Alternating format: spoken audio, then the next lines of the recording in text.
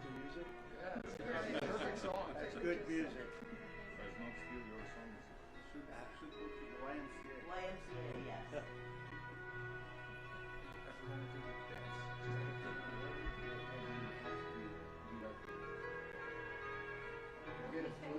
Good. Okay. Thank you.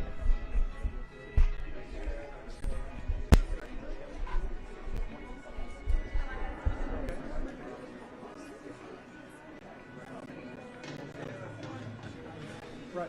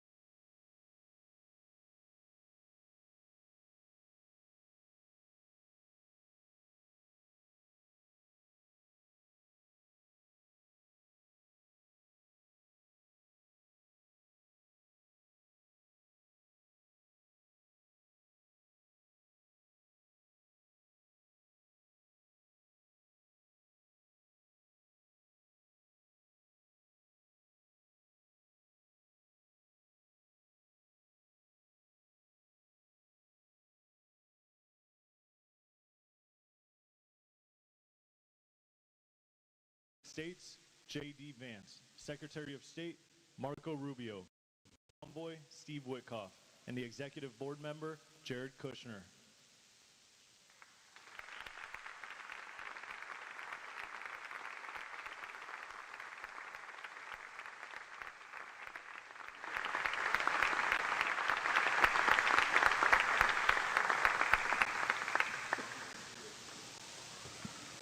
Ladies and gentlemen, please welcome the President of the United States, Donald J. Trump.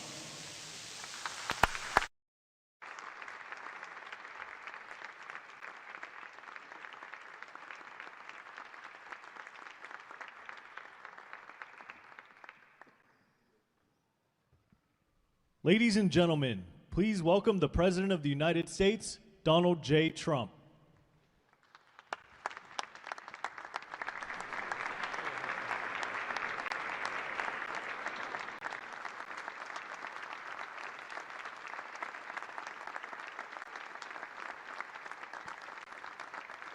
Well, thank you very much. This is a big day, and lots of people Ladies watching. and gentlemen, please welcome the President of the especially United from States, other countries, Donald the J. leaders of Trump.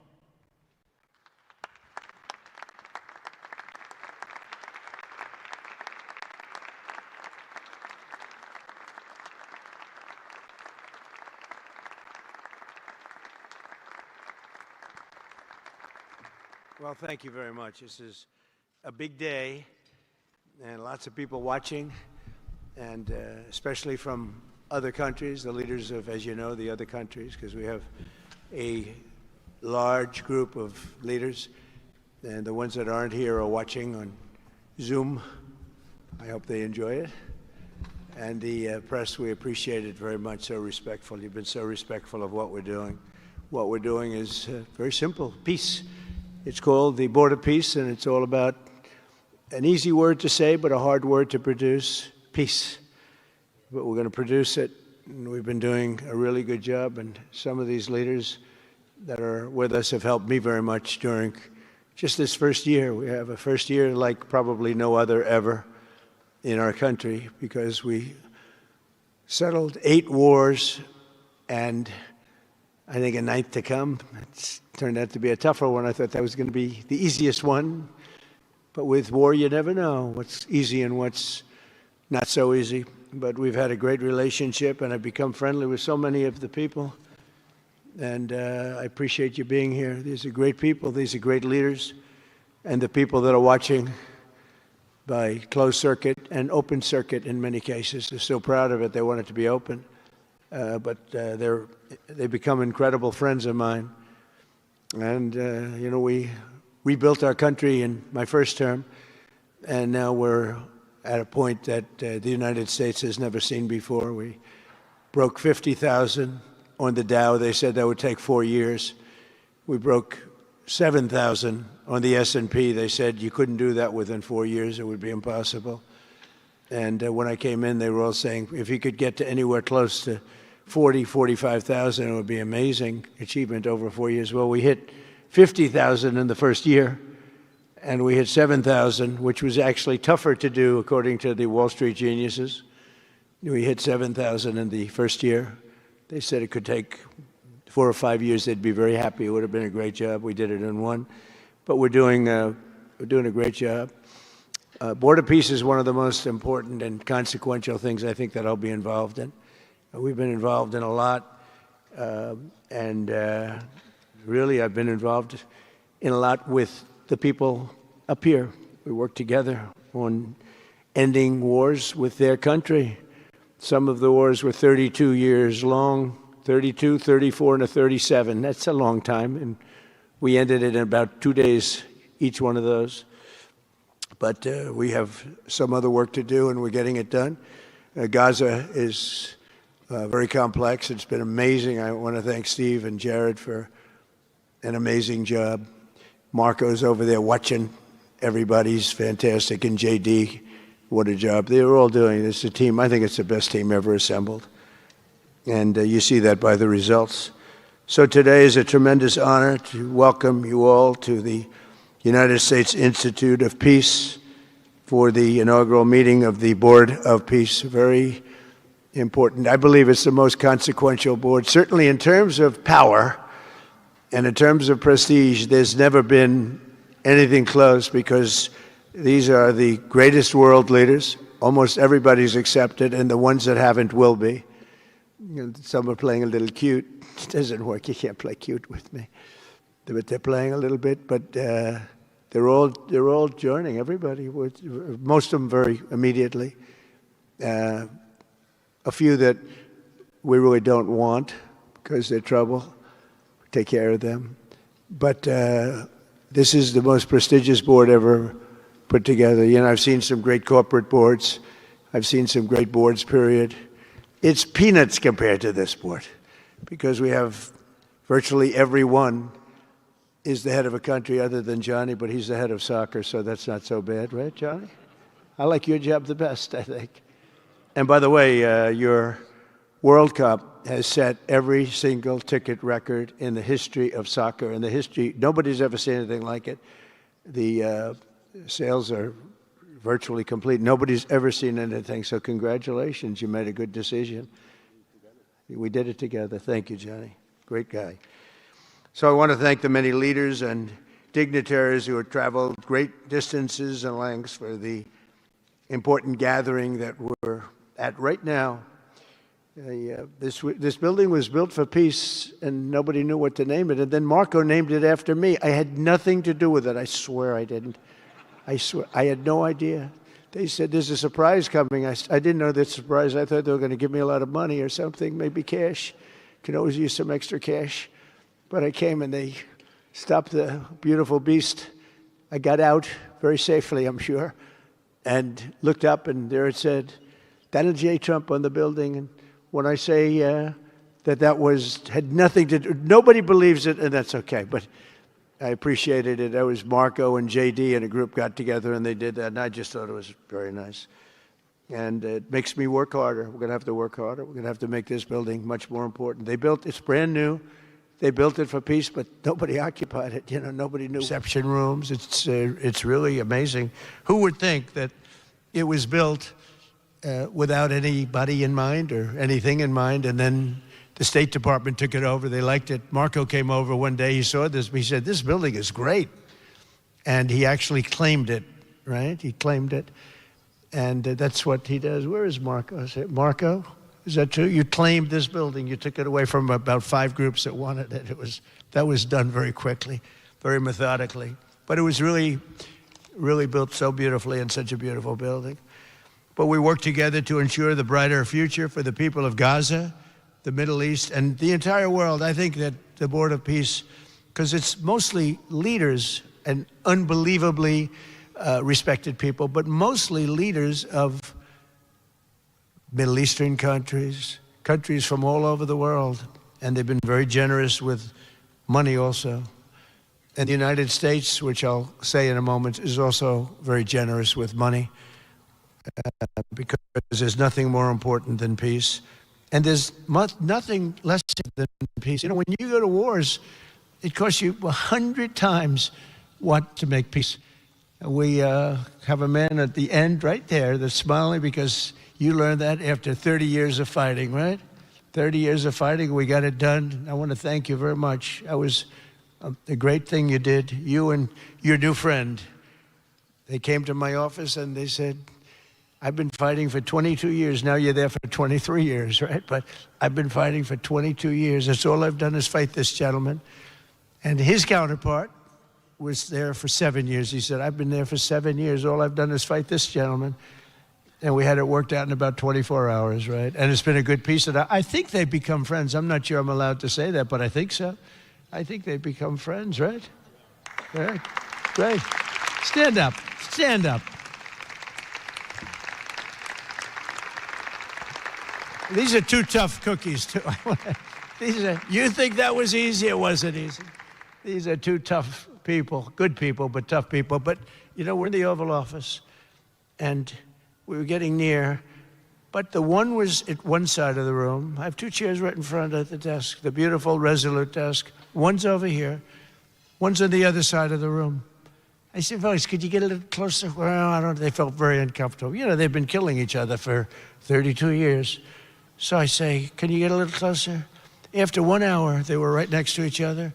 We made a deal. They hugged, they signed, and we had peace with two very important countries, and I'll never forget it. So they started off a little weak, and they ended up really strong, and you can be very proud of yourselves. It was a beautiful thing to see. Thank you. Look at that. Do you believe it? 32 years. Thank you. Thank you very much. But we're honored to be joined today by Prime Minister Rama of Albania. President, where is President Milei? You're another one, I'll tell you. Where is President? I endorsed him. I'm not supposed to be endorsing people, but I endorse, when I like people, you know, I've had a very good record of endorsing candidates within the United States. But now I endorse foreign leaders, including Viktor Orban, who's here, and others. And I endorse this gentleman, Milei.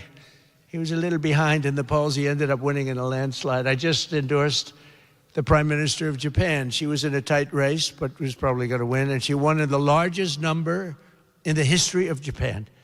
So she likes me a lot. But it was an honor, and you're doing great. Oh, look, they're sitting right next, Victor. But ultimately, I think I'm going to end up endorsing. Hey, look, as long as it works, it's okay with me. But the endorsement seems to be working in countries too, so that's good. But nice to have you both. Victor, nice to have you both. Very proud of you. The Prime Minister, another really just a great guy, Pashinyan of Armenia. Aliyev of Azerbaijan. I love saying that name now, you know. At the beginning, it was giving me a hard time. Now I love saying it. It's a beautiful name. I love it. His Majesty, King Hamad bin Isa Al Khalifa of Bahrain. Bahrain. Thank you. Thank you. Where are you? Where are you? He's so rich, he can sit there. He can sit wherever the hell he wants. You know, he could sit up in the corner. He could sit up top. He might take a piece of this building, Marco. He'll take 25% of the building for about $6 billion. Thank you. And you've been very generous also. We appreciate it.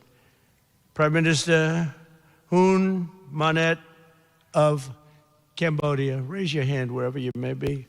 Because, yeah, hi, how are you? Congratulations. That was another one, right? We did a good job with that one. Prime Minister Madbouli of Egypt. Thank you very much, and say hello to the General/President. Okay. Prime Minister Orban of Hungary, who has my complete and total endorsement for election. Not everybody in Europe loves that endorsement. That's okay. He does an unbelievable job. He's done an incredible job on immigration, unlike some countries that have hurt themselves, but they're working on it.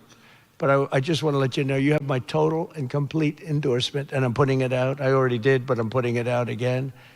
And you're coming up with an election, and I think you should be good. I'll tell you, Milei did pretty well. He was a little down, right? And then he ended up winning in a landslide, so that's pretty good. You're going to do great, Victor. Thank you very much for being here. Appreciate it. You run a great country. A man that I really like a lot he's definitely tough. I don't want to fight him. President Prabowo of Indonesia. Thank you very much. Please, this is a big guy. I tell you, I said, how many people in Indonesia? He said, like 240 million. I said, no, say it again. How many? It's a big country you have. And you do a great job and respected by everybody. And thank you very much for being here. Thank you very much, Mr. President. President Tokayev of Kazakhstan, thank you very much. What a country that is. It's a wonderful country and a rich country, in case anybody has any question. We have some very rich people here today. President Osmani of Kosovo. President, thank you very much. Great job you're doing, too. Thank you very much. Prime Minister Sharif. I like this man. of Pakistan, because there was some fighting going on when I got to know him, and your field marshal, general, great general, great field marshal, a great guy. And I got to meet the prime minister. And he said in front of our chief, Susie Wells was right here, he said, you know, nobody knows this, but I believe that President Trump saved 25 million lives when he stopped the war between us and India, right? You made that statement? I said 25 million lives, could have been much more actually. But it was really a beautiful thing. You said that in front of a group of people they walked out. They don't think about it, but you're talking about that kind of lives. That war was raging. Planes were being shot down, right? And it was Pakistan and India. And I got on the phone with both of them, and I knew them a little bit. I knew Prime Minister Modi very well, actually. But I got to know Pakistan through a little trade. They were trying to make too good a deal, and I got a little upset with them. And in the end, they got what they wanted, right? And they made a good deal. And I got to like them, the prime minister, the field marshal, who's a tough man, a tough, good fighter, right? Good, serious fighter. I like good fighters, actually. And when I heard that they were fighting, I picked up a certain newspaper. I won't tell you which one, because it's fake news generally. But I picked up this newspaper, and I saw that Pakistan and India were really going at it.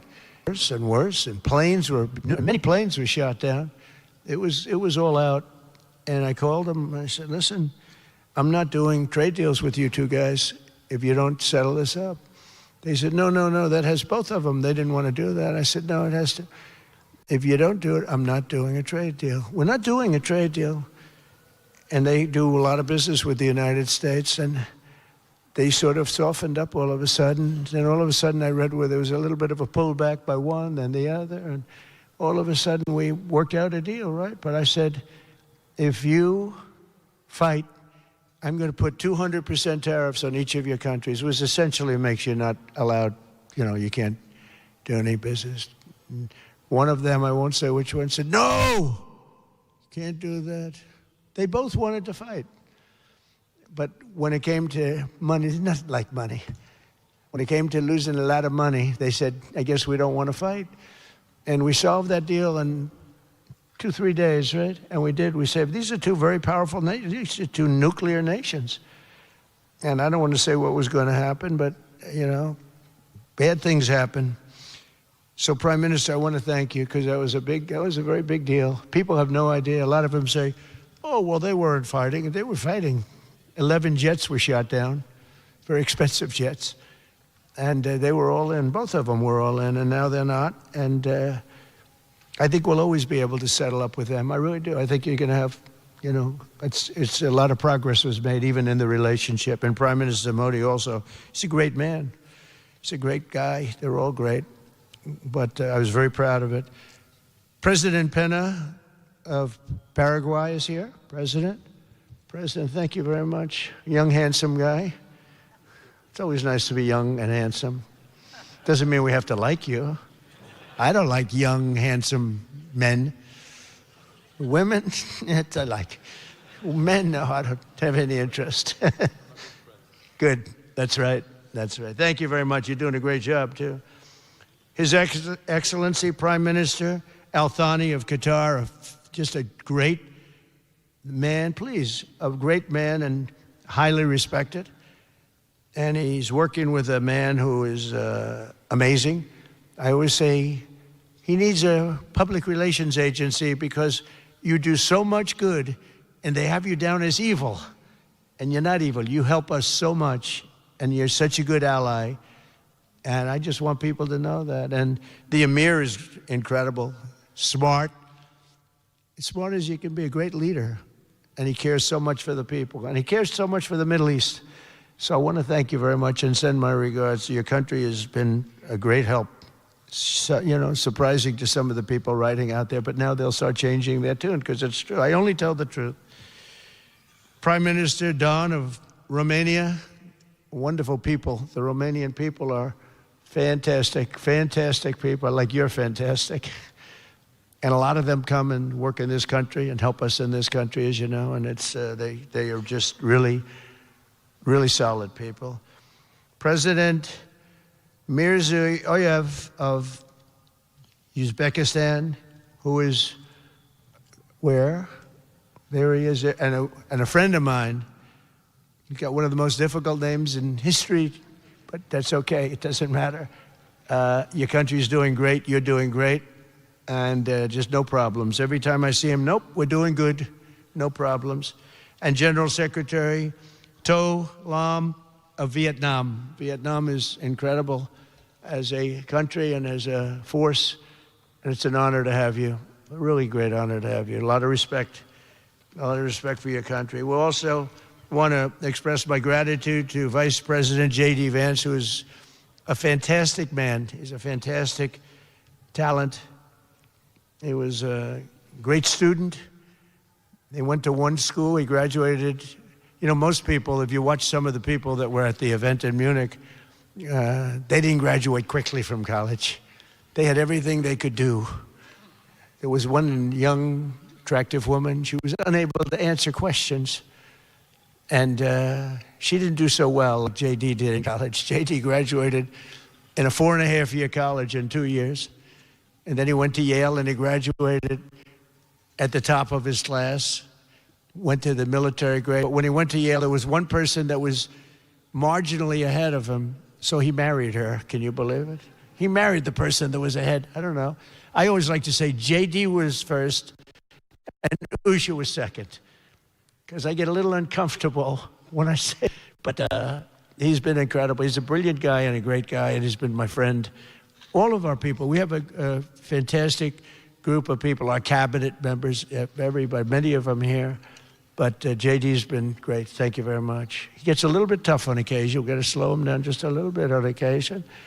He says his mind. Now, then we have the opposite extreme. We have your friend sitting in the back. Your best friend sitting in the back is Marco. Marco does it with a velvet glove, but it's a kill, right? The result is the same. They do it very differently. And Marco, you really did yourself proud 2 days ago in Munich. In fact, so proud that I almost terminated his employ because they were saying, why can't Trump do this? I do, but I say it differently. But Marco, don't do any better than you did, please. Because if you do, you're out of here. But no, I want my guys to do great. And the acclaim he's gotten and the acclaim J.D. gets is great. We have smart people. And when you see the representatives there, like Gavin Newsom, he didn't know what he was doing. They didn't even know why. He didn't know why he was there. Or AOC, she was unable to answer a simple question. And she could have said, well, I'm studying it and I'll report back to you next week. You know, you can get away with that. But she just went,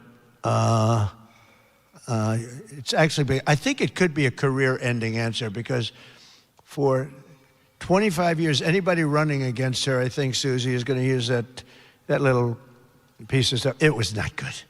It was not good. That was not a natural. So I want to thank J.D. I want to thank Secretary of State Marco Rubio. They're extraordinary. I want to thank Special Envoy for Peace, Steve Witkoff, who has been unbelievable. You know, I took Steve because I was a developer in New York, really successful, actually much more successful than Steve, but I don't want to say that. I'm not going to say that, Johnny. I refuse to say it. But I saw something in Steve. Steve's a great negotiator. Everybody loved him. All these developers, and they're tough. You know, New York developers tend to be on the tough side.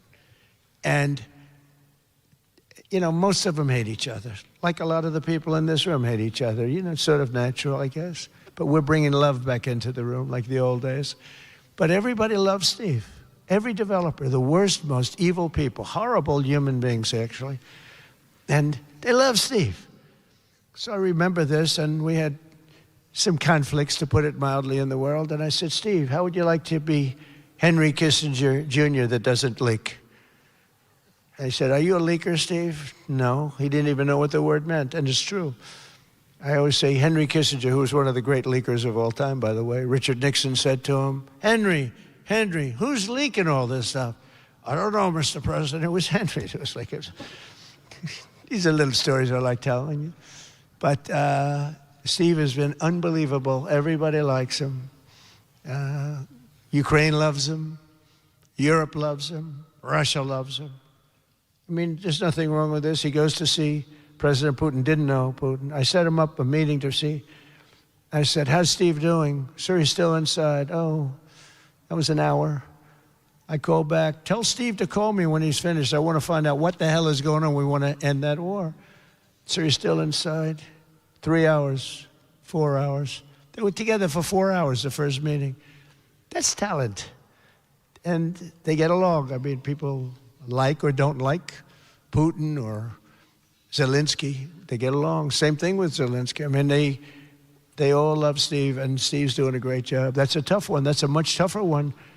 I would have thought that some of the ones that we settled that are up here would have been,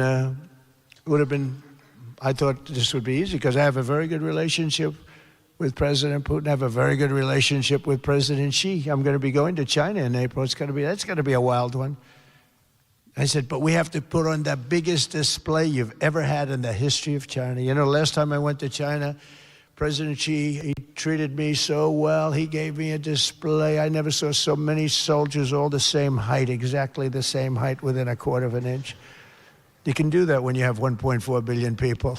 You know, lots of shoulders. Everybody was within about 1/8 of an inch the same height. I said, if they put their helmets down, you could have played pool on the top of their heads.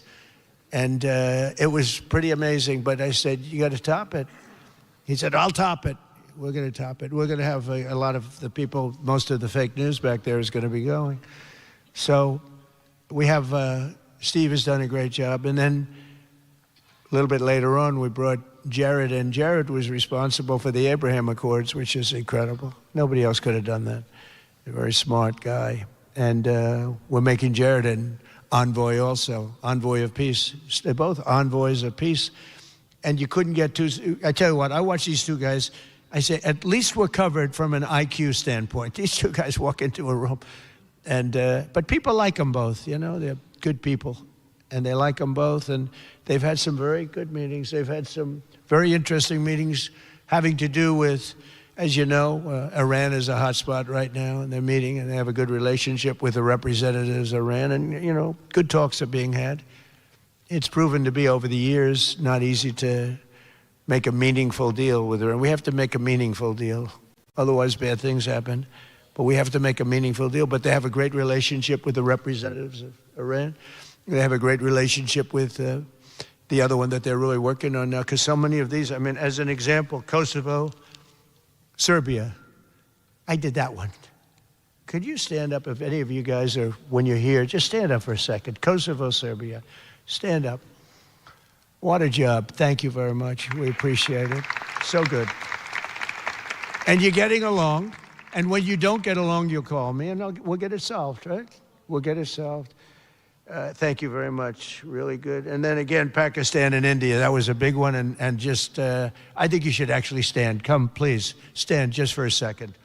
Pakistan and India, thank you very much. And I spoke to Prime Minister Modi. He's excited. He's watching us right now. Egypt and Ethiopia. We're going to get that. You know, there's a little dam that got built. Little dam, like maybe the largest dam in the world. Built and financed, of course, by the United States brilliantly. And having a little trouble getting water to the Nile. It's not, that's a tough situation, but we're going to get that solved. Armenia and Azerbaijan, we talked about. And again, thank you, fellas, very much. Great job. Great job. Thank you. Cambodia and Thailand. So incredible what you did, that you got together and it all worked out. They're watching right now on closed circuit. Thank you very much, and thank you. That was a big one, Cambodia and Thailand. These are nasty fighters, I have to tell you. These fighters are nasty. Now we talk about, you talk nasty fighter, you're nice guys compared to this. Congo and Rwanda. That was, and we've got them pretty peaceful. There's little flare-ups every once in a while. I'll get a call once a week. Sir, there's a flare-up in the Congo again. We'll get it straightened out, right, Susie? We'll get it straightened out. And Israel, as you know, with, you could say Israel and numerous countries if you want to really know the truth, but Israel and Iran, and we'll see where that goes.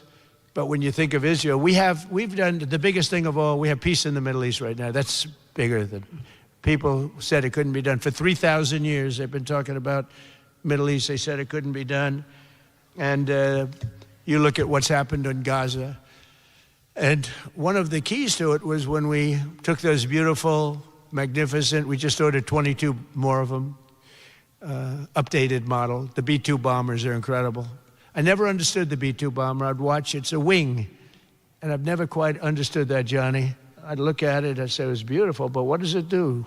It carries very big bombs. And it went into Iran and it totally decimated the nuclear potential. And when it decimated that, all of a sudden we had peace in the Middle East because there was a black cloud hanging over the Middle East. And if that wasn't done, that cloud would have been there. And countries like Saudi Arabia, countries like Qatar, countries like, nobody could have signed. You would have had that threat. Nobody could have had, you couldn't have had peace in the Middle East. So now we may have to take it a step further or we may not. Maybe we're going to make a deal. You're going to be finding out over the next probably 10 days. But this meeting today is proof with determined leadership, nothing is impossible. When I took office, the war in Gaza was raging with thousands of people being killed and no end in sight. Today, thanks to unrelenting diplomacy and the commitment of many of the great people in this room, we have 59 countries signed up on Gaza. Think of that. We have, it's amazing. But all the people, many, really so many in this room, the war in Gaza is over. It's over. There are little flames. Hamas has been, I think they're going to give up their weapons, which is what they promised. If they don't, it'll be, they'll be harshly met, very harshly met. They don't want that. All the stuff like they don't mind dying. They told me that's not true. Everyone said, oh, they don't mind dying. No, they don't want to die. They said, we don't want to die. People don't want to die. The ceasefire was held, and every last remaining hostage, both living and has been returned back home. Think of that. That was an impossibility. And we did hundreds of hostages, but the last 20, and I always said to Steve and Jared, I said, the last 20 are going to be very tough, very, very tough. And we got them back. We got the living back, and then we only got about 16 of the dead, and we said, well, you got to get them all. You promised them all. And they dug and dug and dug. You can imagine it's a job that's brutal. And Hamas really did a lot of that work. And you got to give them credit for that. They brought the last one home a week ago, and we got all 28 of them, living and dead. The amazing thing, because I've never seen anything quite like it, the parents of the dead, they knew their boy was dead. This case, boys, all boys, men, but to the parents' boys. They knew their boy was dead. They wanted that dead body as much as if he were alive. And when they got them back, there was great sadness, but there was great joy too. They wanted it as much as the people that got their sons back alive. But we got a lot of people before those 20, Steve, what nobody talks about, but hundreds of people. We did a good job, and you guys did a fantastic job. I want to thank every nation that helped us achieve this monumental breakthrough, saving countless lives, and really bringing peace and bringing the concept of peace, because nobody thought peace in the Middle East. I've always heard peace in the Middle East is impossible, and it's turned out not to be. And we do have some work to do with Iran. They can't have a nuclear weapon. It's very simple. You can't have peace in the Middle East if they have a nuclear weapon. And they can't have a nuclear weapon, and they've been told that very strongly. Since the hard-won ceasefire of last October, the United States and our partners have facilitated the delivery of vast amounts of humanitarian aid, numbers that nobody's ever seen before. In November, the United Nations Security Council unanimously approved the Board of Peace. And last month in Davos, we welcomed over 24 members to this very important new organization. and we are very closely working with the United Nations. In fact, I'm going to speak to Secretary General in a little while, who's a good man, and I've had a good relationship, other than they did turn off my teleprompter. I got up there, my teleprompter didn't work. I'm sitting in front of all of you people and more. I had no teleprompter. I knew I was in trouble because I'm walking up. You know, the teleprompters are over here. I had the most beautiful speech ready. I was all set to knock them dead. First, I had an escalator that stopped. You know that. It's going up. Boom. It's lucky my movie star first lady was in front of me because I put my hand on a certain part of her body and I was able to stop my fall. Otherwise, because she had no trouble. I said, boy, that was a very sharp stop, Johnny. So I said, that was strange. I've been on a lot of escalators. It's never happened before. Usually it stops very slowly. This was just boom. Our first lady was right in the proper location for me. I'm waving to people, and she was holding on a little tighter. She knew what was happening. She did. She said, that's a very successful movie out right now, like #1, can you believe this? And she's a big movie star. And I always say it's trouble because I always say there's not room in one family for 2 stars. I told her that. We can't have 2 stars in one family. So I don't know what that means, but it's not good. But it is good because we're proud of her. She did people in the United States love the First Lady, and she did the movie, and it's become the biggest selling documentary in 20 years. Can you believe? The theaters are all packed. Women especially, they go back and they see it 2 or 3 times, 4 times. But together we're committed to achieving a Gaza that is properly governed throughout. The whole area is going to be, you know, so many countries that have really nothing to do with the Middle East, but they're maybe somewhat close by. They're all involved. They want to go in and fight. They tell me all the time, we'd like to send soldiers to fight if it's necessary. And I don't think it's going to be necessary. We have 2 countries that want to go in and do a number on Hamas. I said, I really don't think I hope it's not going to be necessary, because they made a promise, and they promised me, get rid of their weapons. Looks like doing that, but we'll have to find out. But it's no longer a hotbed of radicalism and terror. And to end that, we have today, and I'm pleased to announce that Kazakhstan, Azerbaijan, UAE, Morocco, Bahrain, Qatar, Saudi Arabia, Uzbekistan, and Kuwait have all contributed more than $7 billion toward the relief package. That's great. Thank you, fellas. Thank you.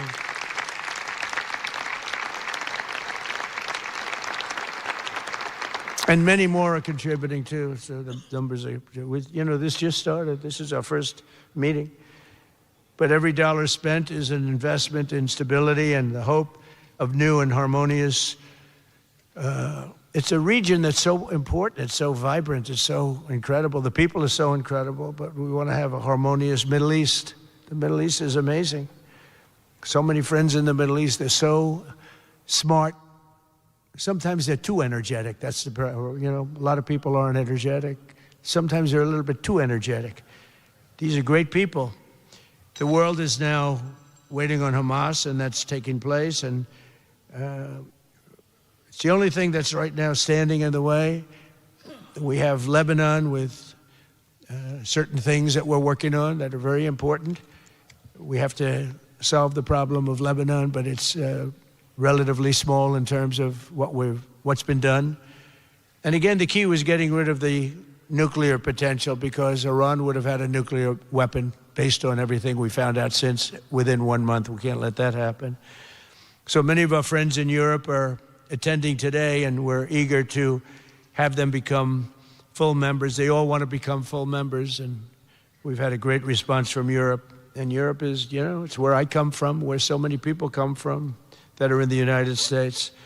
But we have a great relationship with Europe. We have a great head of NATO.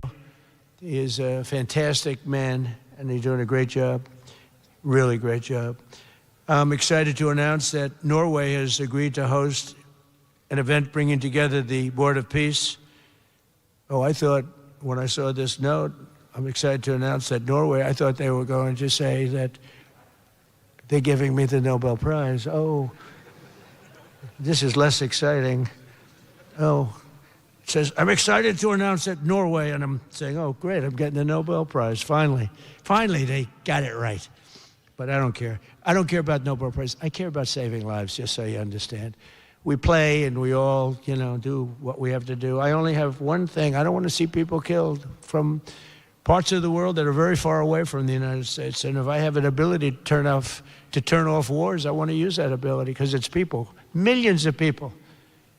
It's like the Prime Minister said, 25 million people maybe. And that's a small number compared to what it could have been if you really think about it, right? No, I want to save lives, and I don't care about prizes.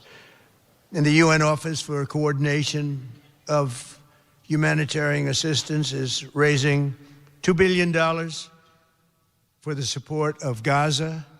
Additionally, Japan has just committed to host an aid fundraiser, which will be a very big one. It's already successful. We know some of the numbers that are being talked about, which will be attended by other nations in the region, including South Korea, the Philippines, Singapore, and others. And I know that China is going to be involved, and I think Russia is going to be involved. I think they will be. I want to have everybody get all sides, because it doesn't have all sides with one ideology. You have to have everybody together for this. I'm also pleased to announce that FIFA will be helping to raise a total of $75 million for projects in Gaza. And I think they're soccer related, where you're doing fields and you're getting the greatest stars in the world to go there. And people that are bigger stars than you and I, Johnny. I hate to say it. I met one of your great stars who came to the White House, as you know. And my son was very excited. These are great people. These are great people. And Johnny's going to bring the stars to the area. And they're really known. People in Gaza know every one of them, right? So it's really something. And we'll soon be detailing the announcement. And if I can I'll get over there with you. I want to thank Johnny and FIFA for all of the wonderful things they did. And they gave me the first Peace Prize. They gave me a Peace Prize. I think they saw that I got screwed by Norway, and they said, let's give him a Peace Prize. I mean, very good. Thank you, Johnny. I appreciate it. Johnny's very smart. He's very, very smart. The nations represented here today, just in closing, are not just contributing money. Some are also pledging personnel to help preserve the ceasefire and secure a very enduring peace. We have to have enduring peace. Having peace, knowing it's going to blow up in 2 weeks, doesn't mean anything. In particular, Indonesia, thank you very much. Indonesia. It's a great country. Thank you very much. Look at that man. Look how tough he is. You think it's easy dealing with him? Look at that face. You are a tough cookie. And we say it lovingly, too. We need strength. You say, see, he doesn't mind. He's tough and he's smart. And smart is more important. Morocco, thank you very much. Great. What you're doing is great. Albania, Kosovo, Kazakhstan have all committed troops and police to stabilize Gaza. Egypt and Jordan are likewise providing very, very substantial help, troops, training, and support for a very trustworthy Palestinian police force. We think we're getting some very good people on that police force. And, it's peace in the Middle East. We have peace in the Middle East. Think of it. For years, you've been hearing about peace in the Middle East, and everybody's saying it's impossible. All of these countries are working together around the vision of a Middle East that is free from the curse of extremism and terror. And now is time. And by the way, even people with extremism and preaching extremism, they're exhausted. They're tired. It's been going on for too many years. I don't care who you are. They want peace. And now is the time for Iran to join us on a path that will complete what we're doing. And if they join us, that'll be great. If they don't join us, that'll be great too. But it'll be a very different path. They cannot continue to threaten the stability of the entire region, and they must make a deal. Or if that doesn't happen, I maybe can understand. If it doesn't happen, it doesn't happen. But Bad things will happen if it doesn't. With the commitments announced today, the Board of Peace is proving that it does not just convene countries. It devises and implements, and real solutions happen. We've come up with solutions. This is so little talk. This is very little talk, all action. First time, it was always talk in the Middle East. People would talk about peace in the Middle East, and then they'd go home and they'd never even think about it again. Nothing would happen. We're providing a model for how responsible sovereign nations can cooperate to take responsibility for confronting problems in their own regions. The Board of Peace is showing how a better future can be built, starting right here in this room. And I want to let you know that the United States is going to make a contribution of $10 billion to the Board of Peace. Thank you.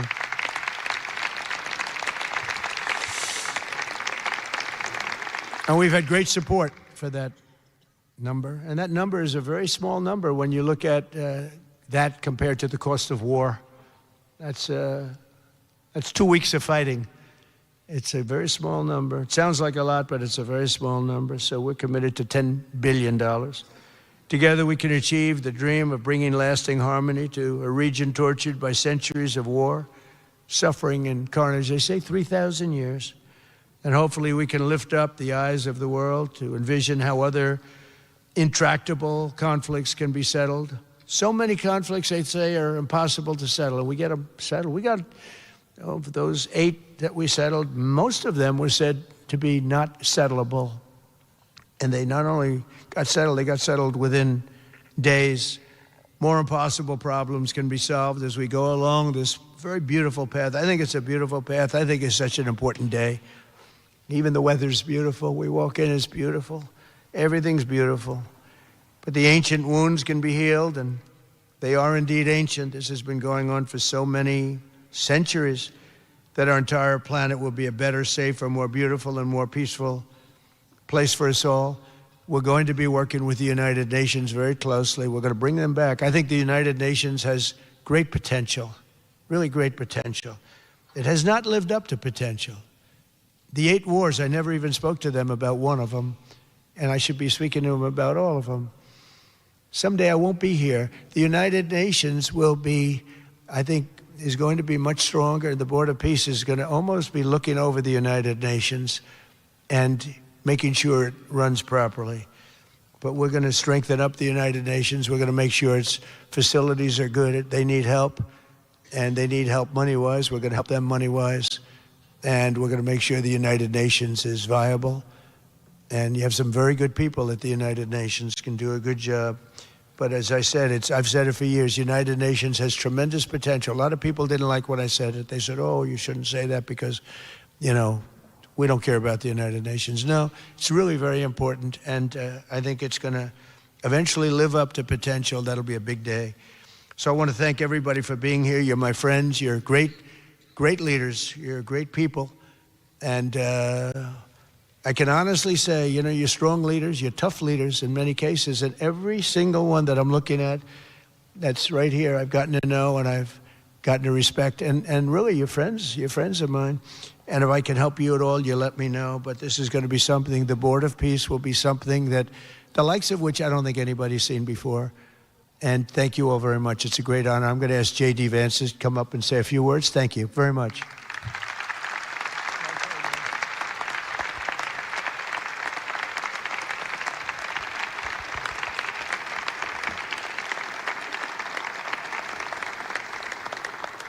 Well, thank you, Mr. President, very much for your leadership, but also for the kind words about me personally. I knew exactly what I wanted to say, but then after the president said that I was so smart and that I didn't want to repeat our congresswoman who froze for 20 seconds over in Munich, now I'm tempted, sir, just to freeze for 20 seconds and just stare at the cameras, and maybe they'll say nice things about me like they do about Congresswoman Cortez. But I have 3 very brief messages. First of all, to the President of the United States, but to the entire team, to Marco, to Steve, to Jared in particular, who've done such an incredible job. I think what this Board of Peace represents is a recognition that if you actually have a President of the United States and a team that's committed to diplomacy, it can actually work. When I look at what happened in Israel on October the 7th, all those innocent people who were murdered, the fact that you had all of these hostages, and of course, a terrible war that came from it, I remember thinking to myself, how is it ever going to be possible to get these hostages home safely, to make it possible for the people of Gaza to actually have a reasonable future, but also to ensure that Israel is never attacked again? It turns out the answer was you just needed a president who was committed to the effort and committed to the work, and that's what we had, thankfully, under the leadership of this president. And but then you have to make the peace stick. And that brings me to my second point. That's what the Board of Peace, I think, is fundamentally about, is making the peace stick. And it's an incredible thing that you guys have all done. So to all of the leaders gathered here today who are investing in the future, who are investing in peace, we're grateful to you. We're grateful for your partnership. And in particular, I think to the president of Azerbaijan and the prime minister of Armenia, who I just saw last week, thank you all for making it possible and for showing what real leadership can accomplish. Set aside weapons and killing and destruction and invest in your people and invest in prosperity. It can create great things. So thank you both for what you did. I think it showed great leadership. And finally, to the American people, I think it's important that the American people recognize why we're here today. And the reason that we're here today is, yes, to save lives and yes, to promote peace, but this creates incredible prosperity for the American people. The countries represented here represent trillions of dollars of investment in the United States of America that would not have been possible without this president's leadership and advocacy for peace. The economies here represent millions of American jobs of people who are receiving products built in American factories and made by American workers would not be possible without a focus on peace. So, Mr. President, while I think this is great for the world, I also think it's really, really great for the United States of America. So we're looking forward to the partnership. With that, I want to turn it over to the MC for the rest of the program, and that is our great press secretary, Carolyn Levitt. Thank you.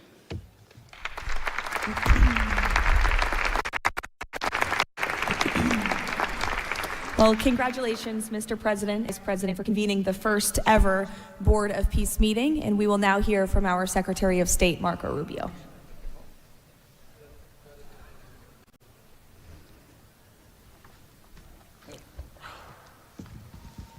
I'll be brief and to the point. We want to talk a little bit about the strategic vision of this organization and begin doing so by first acknowledging that we are here today because the President of the United States, Donald J. Trump, has both an ability and a willingness to use the power of his office to think outside the box. And that's why we're here today. This was a very unique crisis in Gaza, one that the existing international institutions could not solve or figure out. It needed a very specific type of solution that required the partnership of all the nations that are here, including those that are here on an observer status. And we appreciate you coming today and being a part of this as well. And that's the point I want to drive home today, and soon you'll hear from Eve and Jared, who, by the way, deserve an incredible amount of credit for pulling this together and working countless hours and traveling all over the world. They truly deserve our appreciation and thanks for the work they've put in under the leadership of President Trump to make this possible. This Gaza situation was impossible to solve under orthodoxy, under existing structures. And so what we did is they went to the UN and they got the UN's approval to put this group together and bring these nations together to come up with a very specific solutions to a very unique and specific problem. We have a long ways to go. There's a lot of work that remains. It will require the contribution of every nation state here today. And we thank you for being a part of it. And we hope that this can serve as a model for other complex and difficult situations so they can be solved in the same way. But right now the focus is on this one. We have to get this right. There is no plan B for Gaza. Plan B is going back to war. No one here wants that. Plan A, path forward, is one that rebuilds Gaza in a way of enduring and sustainable peace where everyone can live there side by side with one another and never worry again about returning to conflict, to war, to human suffering, and to destruction. And again, Mr. President, thank you for having the vision and the courage to pursue something that has never been done before, and we're not done yet.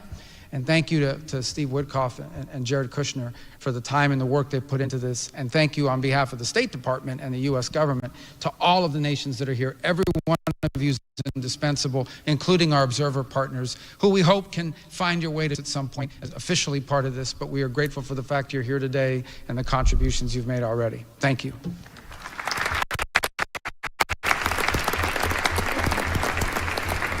Thank you, Marco. Here from our special envoy, Steve Witkoff.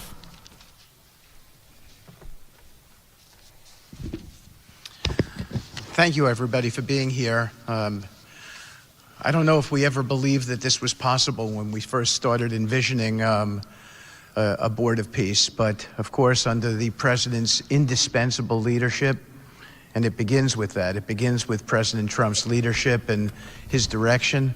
We are here today, and it's pretty amazing. I think we have some people to thank. We had an amazing partnership between the mediating countries, Qatar, Egypt, Turkey, Prime Minister Mohammed. You are an exceptional human being. You really are. Ali, thank you for everything you did. That's you right over there, Ali. Wherever Hakan is, Hakan, you were amazing. And so was Ibrahim and President Erdogan. And of course, to the Egyptians, Badr, I know you're smiling because we went through so much. And General Hassan was amazing. We all became friends here. And Prime Minister Sisi, President Sisi, pardon me, and so many others. But our team, JD, your insight, your counsel, and Marco, you're an amazing secretary, and it's a privilege to work for you. And Jared, you are my dear friend and the best partner I ever had. You are an amazing person. But Mr. President, it is my greatest honor to work for you. It is the blessing in my life. I've had many blessings. I don't have to be a practicing lawyer anymore, but this is my greatest blessing.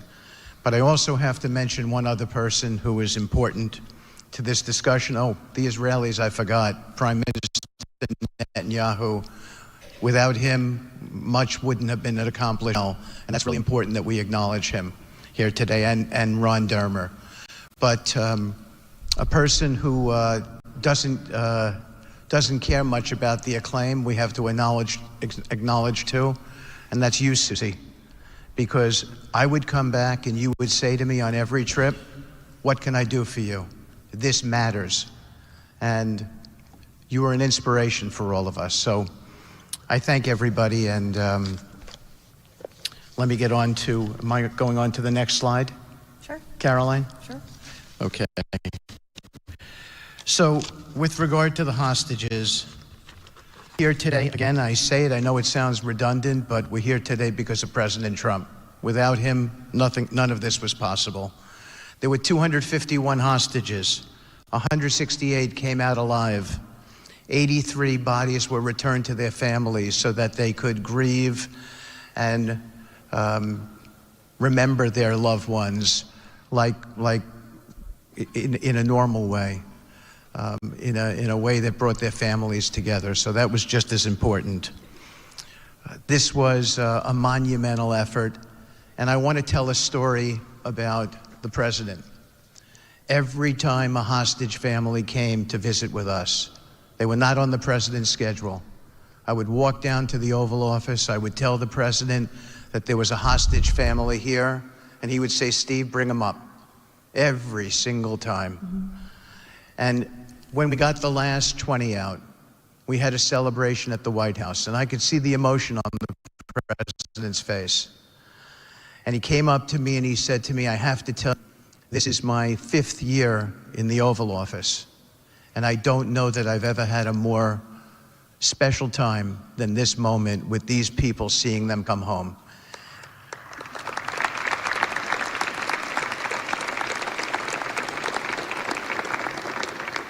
And I said to the president, you have to look around because none of them would be home without you, sir. None of. So I only want to tell you, Mr. President, you gave me my greatest honor to work on this on this effort, and I thank you.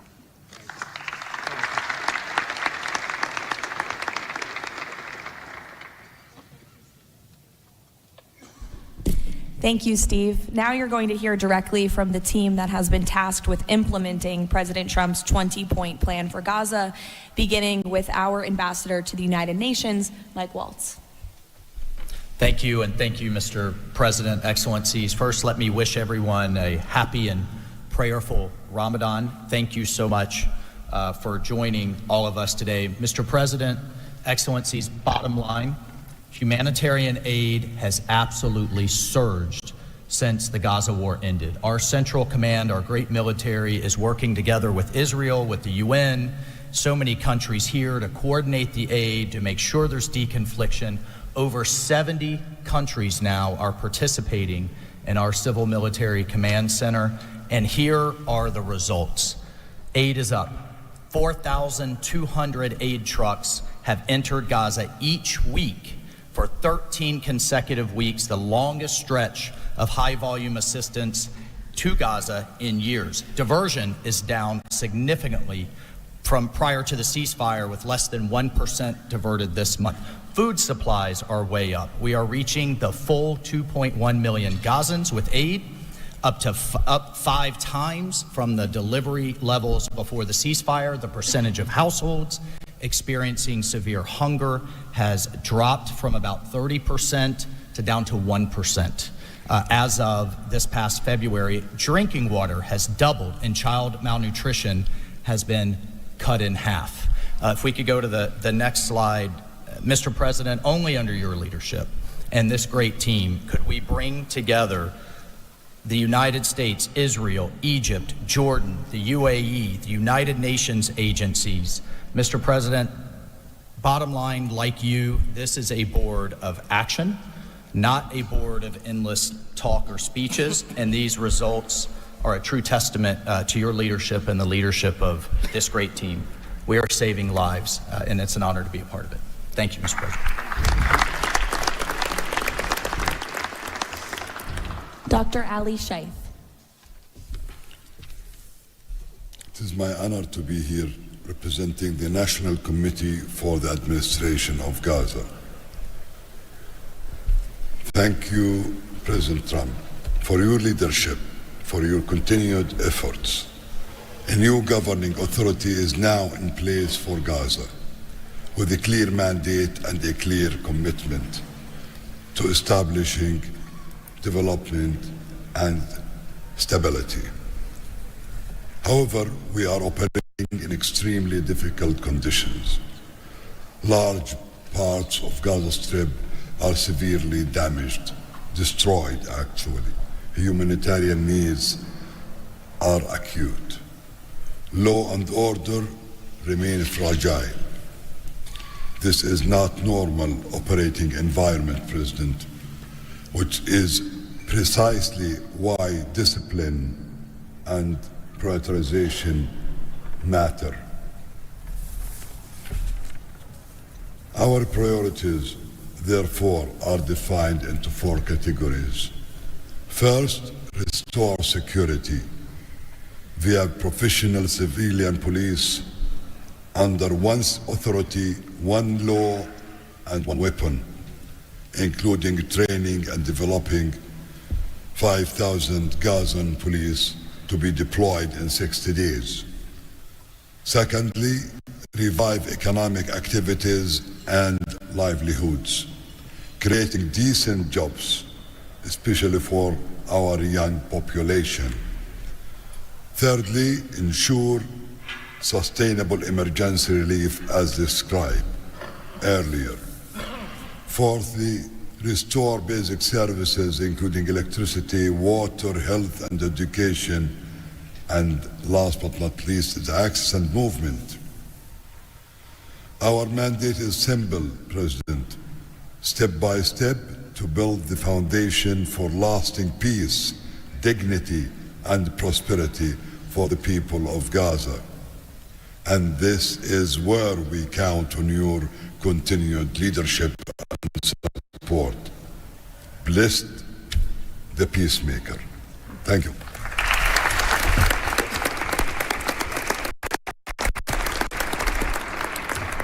Thank you. Now, Nick Mladenov. Thank you, Caroline, and thank you, Mr. President. Today, we're very happy to announce that we're creating the Office of the High Representative for Gaza of the Board of Peace, which will be there to support, to guide, and assist the National Committee for the Administration of Gaza, hopefully removing the roadblocks that they will be facing in taking over civilian and administrative control of the Gaza Strip. We plan to work in full transparency under the guidelines of and supervision of the Board of Peace and the Executive Board, And of course, we will do that in great coordination with the Israel and with the Palestinian institutions, who we both require to make this work on the ground. And certainly with my very good colleague here, General Jefferson, the International Stabilization Force that is coming together.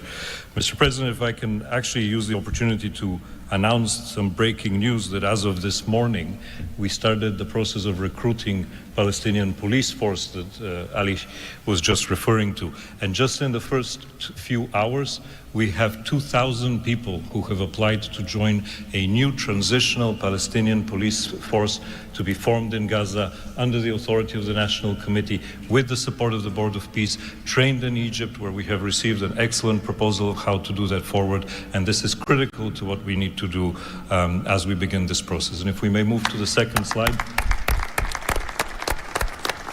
It is this Palestinian security force, under the authority of the National Committee for the Transition Period, that will allow us to ensure that all factions in Gaza are dismantled and all weapons are put under the control of one civilian authority.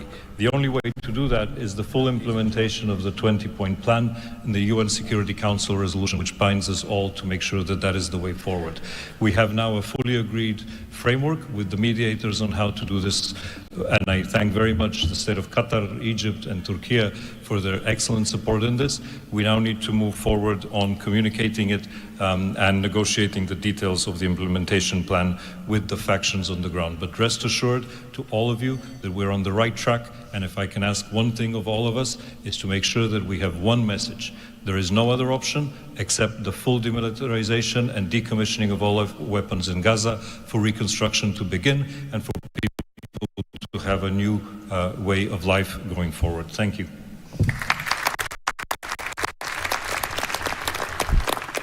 Thank you, Nick, and congratulations. Now, Major General Jasper Jeffers. Thank you, Caroline, Mr. President. It's an honor to be here today as the ISF commander. The ISF will do two things: stabilize the security environment in Gaza and enable civilian governance as established by the National Committee. For the last few months, we've had a team on the ground of U.S. military experts preparing the infrastructure for the ISF. This team's already operating from a combined joint operations center that's going to be the headquarters for the entire ISF. As you can see on our map, our plan is for the ISF to be assigned in 5 different sectors, each sector receiving 1 ISF brigade. In the short term, we plan to deploy to the Rafah sector first, in addition to the training of police. Midterm objective is to continue to expand sector by sector, all moving to our long-term 12,000 police and 20,000 ISF soldiers. I'm incredibly pleased to announce today that the first 5 countries have committed troops to serve in the ISF: Indonesia, Morocco, Kazakhstan, Kosovo, and Albania. And 2 countries have committed to train police: Egypt and Jordan. I would also like to announce that I have offered and Indonesia has accepted the position of Deputy Commander for the ISF. With these first steps, we will help bring the security that Gaza needs for our future prosperity and enduring peace. Thank you.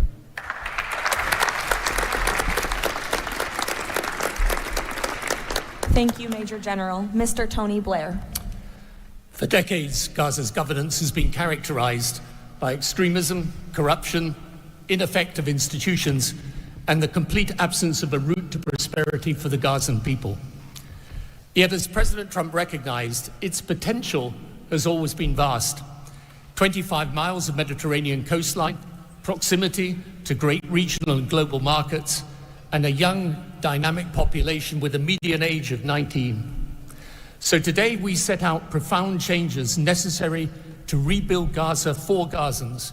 Gaza not as it was, but as it should be, including its governance. Effective public institutions serving the people, a business environment where enterprise flourishes, an education system educating the young for tolerance and achievement, and a tech-enabled society making the most of the digital revolution. This is a vision of Gaza as part of a Middle East at peace. Not a phony piece of declarations no one means and agreements no one intends, but a genuine commitment to a region where, whether you're a Muslim, Jew, Christian, of any faith or none, you can rise by your own efforts and feel your government by your side, not on your back. That is the vision behind President Trump's 20-point plan for Gaza, and it remains the best, indeed the only hope for Gaza, the region, and the wider world.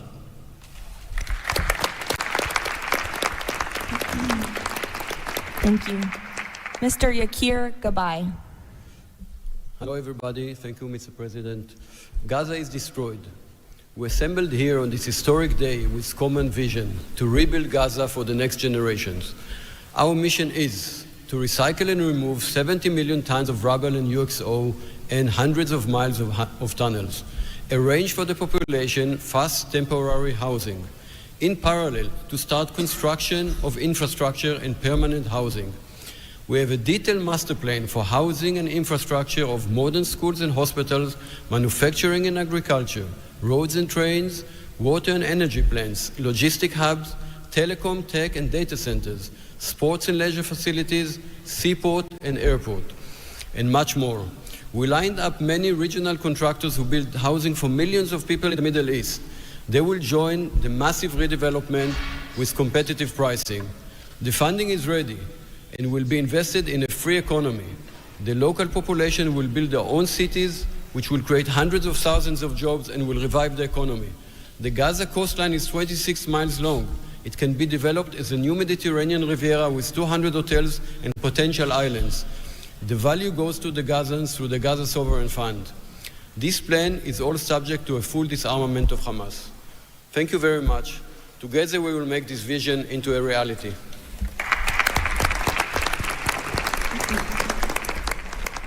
Thank you. Mr. Liren Tanman. When we asked the NCAG what Gaza needs to unlock its potential, the answer was clear. Reconnect Gaza to the world, digitally and economically, and replace corruption with an open, tax-free system.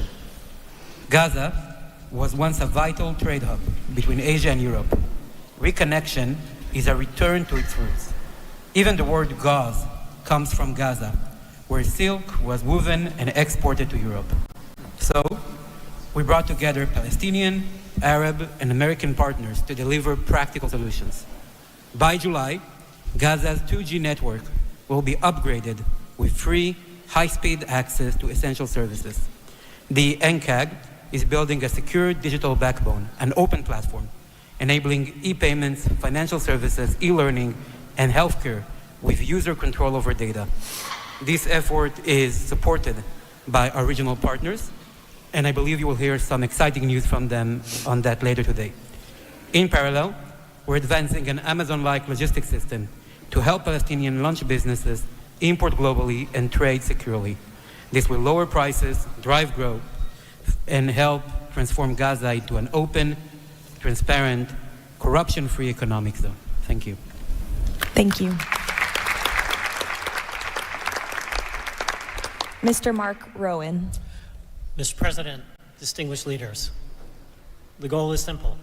Take the momentum all of you have provided and build it into something that is not just temporary relief, but something that provides a long-term foundation that will enable many of the goals we've spoken about today to be achieved. We plan to do this by gathering Gaza's productive assets in one unified structure. This will allow independent, professional, conflict-free management of the resources to benefit the Gazans. This will also enable expeditious planning and zoning and not fragmented projects that do not contribute to an economic whole. The potential here is tremendous, but it has to start somewhere. The start is in Rafah, where, as you heard, that will be the first place security is deployed. The plan is 100,000 homes for 500,000 residents plus $5 billion of infrastructure. Over time, 400,000 homes for the entirety of the population with more than $30 billion of infrastructure. Let me put it in financial terms. This is not a problem of money or collateral. This is a problem of peace. The coastline alone, $50 billion of value on a conservative basis. The housing stock, more than $30 billion as rebuilt. The infrastructure, more than $30 billion. $115 billion of value. It just needs to be unlocked and financed. Great. Thank you. Mr. Ajay Banga. Thank you, Caroline, and thank you, Mr. President. All this requires money. And so when the UN Security Council resolution got passed, we set about creating the Gaza Reconstruction and Development Fund at the World Bank. It's housed there.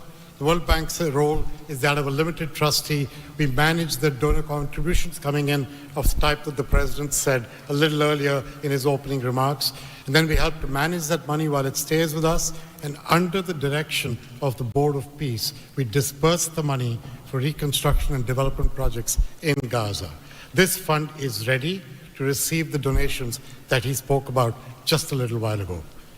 The second part of the story is that you as donors deserve the right to know that the money is being used in a transparent way. We are helping, along with the Board of Peace, which takes the ownership of ensuring that the right kind of financial, legal, and oversight mechanisms are being put in place. We've even assigned a financial controller from the World Bank on a secondment basis to the Board of Peace to ensure that we can try and help build the best standards in this process. Now, this is just the beginning. This work is going to need 2 or 3 things that the World Bank Group can bring to the table. The first, leveraging public finance. Because of our AAA rating, we have the ability to leverage private bond money to help to create the resources we need to do what Mark just talked about. The second is we can de-risk private investing. And the third is we have people on the expertise and knowledge of doing this kind of work in other markets. We want to be not an armchair critic of a process, but an active participant in giving Gazans and people in the region the opportunity of the lives they deserve the one time we get the chance. So thank you again.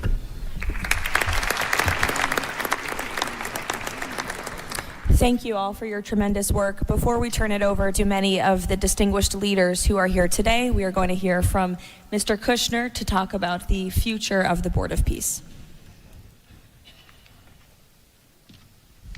Thank you, Caroline, and thank you, Mr. President, Mr. Vice President, Secretary Rubio. We cannot change the past, but I think that what you're seeing today is that we can potentially change the future if we focus and do this in the right way. We tried to structure this meeting like a proper board meeting, like we do in the private sector, where we have all the preparation, we get the right people together, and we really report on what our challenges are, what the opportunities are, and what are the approaches. What you've seen today is just a small sample of the work that's been done. And I really want to thank the entire team that's worked so hard at this. A lot of these people are volunteers. They're doing this not for any personal gain. People are not personally profiting from this. They are really doing this for their children and for their grandchildren and because they want to see peace. One small anecdote is Liran said to me, "Are you sure I should be presenting? I'm a Jewish Israeli and I'm working on Gaza and all these things." And I said, that's exactly why you should be presenting today. If Jews and Muslims work together, Israelis and Palestinians with Americans and English and Bulgarian and people from all around the world, then we can kind of join on a common goal, which is peace and togetherness, and that's really what we've done. I want to thank President Trump. I remember working with you on your first foreign policy speech in 2016 that you gave at the Mayflower Hotel. And at the time, those ideas were considered to be very, very radical. What I saw as somebody who didn't have any foreign policy experience were just common sense ideas. Why can't the world be better? Why can't there be peace? Why can't there be more prosperity for all people in all ways? Over the last decade, you really have changed the way that the world thinks about a lot of these things. And I think that this organization is bringing a new approach and new ideas and new people together in order to effectuate it. I'd really like to thank all the countries that joined on very early. I see this as a very self-selecting group of countries that really believe that the future can be different and wanted to join in partnership and put their reputations and their resources and their time and their ideas on the way to say, these are the challenges we're putting into that we're solving in our own countries. We want to come with new ideas because we've achieved success and we believe that the world can be better in that regard. So I don't have to go through these slides in great detail, but we've secured today, even without the president's, amazing commitment, over $7 billion. As Mark said, we don't really have a resource issue here, although we are going to need everyone's support. We just need to be executing and doing this in a good way. We've dealt with the humanitarian issue. We've returned the hostages. But the one final thing I just want to talk about as well from our perspective is that the President Trump in his heart wanted to get the hostages home, but he also really wanted to help the people of Gaza. He saw the suffering that they were enduring, not through fault of their own, because of the bad leadership that they had, the situation they were born into. The war was a horrific, horrific situation. And I think through this process, thanks to Ali and the committee, we are now here to fully support the committee. We are here to help the people of Gaza, to lift them up and give them every opportunity to succeed. And we really see this as a partnership with them and with the Israelis to see if we can create an environment that can be peaceful, that can be functional, that can offer people the opportunity to really live a better life. And I think you've seen some of the work today, and hopefully we'll be successful. Like I said, the last one, failure is not an option, and we have to really push forward and keep finding ways to succeed with this. So really thank you, President Trump, Vice President Vance, and Secretary Rubio, and obviously Steve, who's been, like he said about me, I feel just about him. Working through all these challenges has been an absolute honor and a pleasure with you, and I've really been very lucky to have your partnership. So really thank you all, and I'll give back to Caroline. Thank you. Thank you, Jared. The war Hamas began has left. The war Hamas began has left Gaza in ruins. Yet from these ruins, a new future will rise. President Donald Trump's unparalleled achievements in just a few months. The United States, together with key regional and global partners, has signed the 20-point Gaza Peace Plan, a blueprint for security, peace, and prosperity. All the hostages returned, the living ones to their homes and the deceased to burial. Ceasefire is stable, and the killings from both sides reduced by 99%. The United Nations Security Council approved the establishment of the Board of Peace chaired by President Donald Trump, a governing body dedicated to providing security, infrastructure, and homes for Gaza's people, ushering in the new dawn for Gaza. The new Palestinian Technocratic Government of Gaza, the NCAG, was elected with consent of all parties, including the Palestinian factions, Israel, and the Arab countries. Rafah border crossing with Egypt was open. The NCAG will secure the disarmament of Gaza to ensure one authority, one law, and one weapon. The United States and its partners, in coordination with the World Bank, are pledging billions of dollars to rebuild Gaza. Safe areas are being established in Rafah and later across the Gaza Strip. These can receive shelter, food, health care, and education. In Rafah, Gazans will build their first new city. The NCAG, with the Board of Peace, will expand development across the entire Strip, employing hundreds of thousands in reconstruction and business activity. Transportation, water, and energy systems will be restored, and a modern economy will begin to emerge. Children will return to classrooms with a curriculum that promotes tolerance, dignity, and peace. Our goal by year 3, Rafah fully rebuilt, unemployment curbed, and Gaza connected to the world through an Abrahamic gateway, linking it with Egypt, Israel, Jordan, Saudi Arabia, the UAE, and extending to India and Europe. By year 10, Gaza will be self-governed, integrated into the region with thriving industries and housing for all. This is the framework for Gaza's rebirth: secure, prosperous, and peaceful.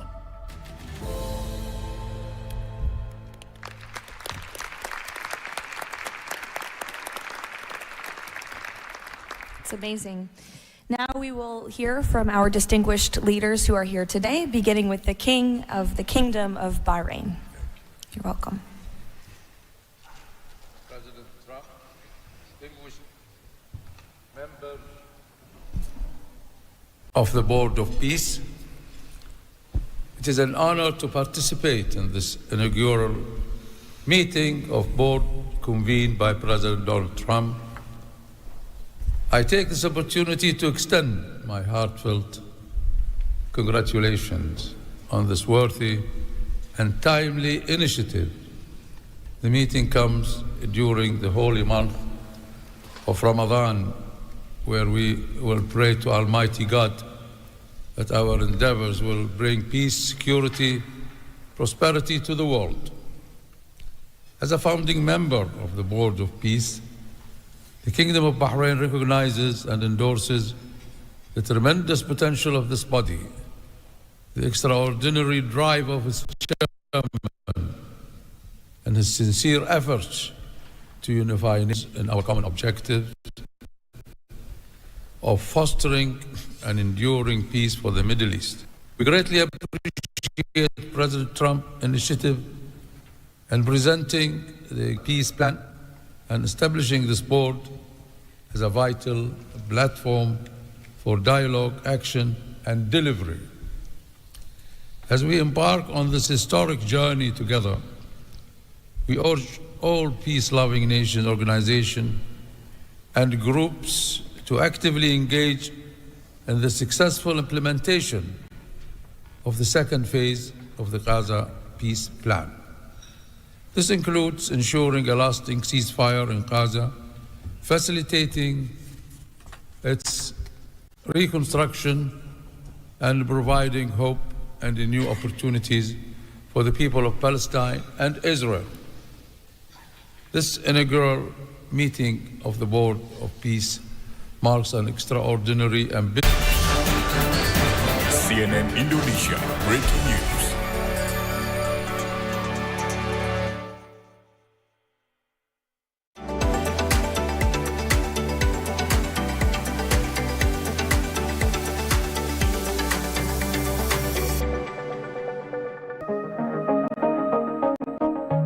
Kenaikan harga kebutuhan pokok itu terjadi di Pasar Kebayoran Lama, Jakarta Selatan. Untuk hari ini, harga telur ayam negeri mencapai Rp31.000 per kilogram dari harga sebelumnya Rp28.000 per kilogram. Ayam broiler ukuran kecil yang awalnya seharga Rp35.000 per ekor kini naik menjadi Rp40.000 per ekor. Sedangkan untuk harga ayam filet pun melonjak naik dari Rp45.000 menjadi Rp58.000 per kilo. Begitu juga dengan cabai merah keriting naik Rp15.000 yang semula Rp35.000 kini naik menjadi Rp50.000 per kilo. Cabai rawit merah dari Rp40.000 per kilo menjadi Rp100.000 per kilo. Untuk sawi hijau yang semula Rp10.000 per kilo sekarang menjadi Rp20.000 per kilo. Timun dari Rp6.000 menjadi... And stability in the Middle East. The United States' historic and ongoing presence in our region has served as a positive force for stability, and we remain dedicated to strengthening our partnership. We look forward with optimism to working with the Board of Peace and all of our international partners who share our ambitions for a brighter future for all. Thank you, Mr. President.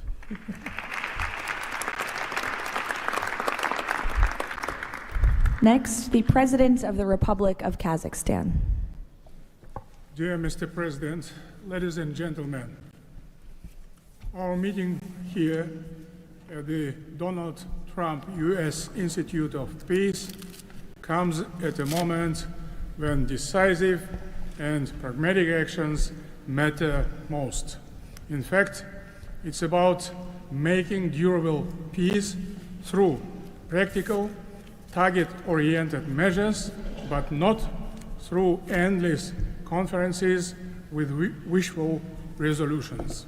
Mr. President, your clear vision and far-sighted approach to promoting global peace and stability has inspired my country to join the Board of Peace. The Board of Peace is widely expected to respond directly to new realities by reinforcing existing multilateral efforts. The world has never seen a move like this. It is absolutely unprecedented because, in essence, peace through construction is a very innovative concept or project, and it has every chance to become a reality by our joint efforts. Therefore, Mr. President, I acknowledge and accept your conviction that lasting peace must be built on concrete actions. As our first step, we are ready to contribute a significant amount of cash finance directly to the Board of Peace without any delay. Kazakhstan is also keen to be part of the restoration and construction process through international companies with strong credentials. The program, mostly funded by our government, may include the construction of infrastructure, housing, residential complexes, schools, hospitals, and other important civilian facilities, as well as the rubble clearance. We pledge to fully accomplish our financial commitment toward the board. As one of the world's major producers of wheat, Kazakhstan is ready to provide humanitarian assistance to enhance food security in Gaza and beyond. Kazakhstan plans to provide 500 scholarships to Palestinian students to pursue academic programs in our universities over a 5-year period. We can share our internationally recognized e-government expertise and other digital solutions. Kazakhstan is willing to support the ISF by deploying military units, including medical units, and sending our observers to the Civil Military Coordination Center. Sustainable development in the Middle East requires new ways to promote peace, cooperation, and trust across the region. That's why Kazakhstan has joined the Abraham Accords. This crucial move is fully aligned with the noble mission of the Board of Peace. Both of them may constitute a solid basis for joint efforts to promote peace and security in the Middle East and to foster economic, humanitarian cooperation in the region and even beyond. Given the global nature of the board's agenda, Kazakhstan is committed to providing practical support, including through hosting meetings at different levels and scales. I also would like to propose to establish a special President Trump's Award of the Board of Peace to recognize his outstanding peace-building efforts and achievements.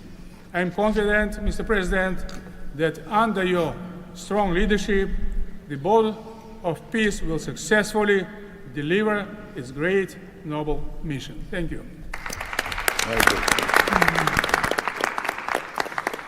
Next, the President of the Republic of Uzbekistan. Уважаемый господин президент Трамп, ваше превосходительство, позвольте выразить искреннюю признательность президенту Соединенных Штатов Америки Дональду Трампу за созыв инаугурационного заседания Совета.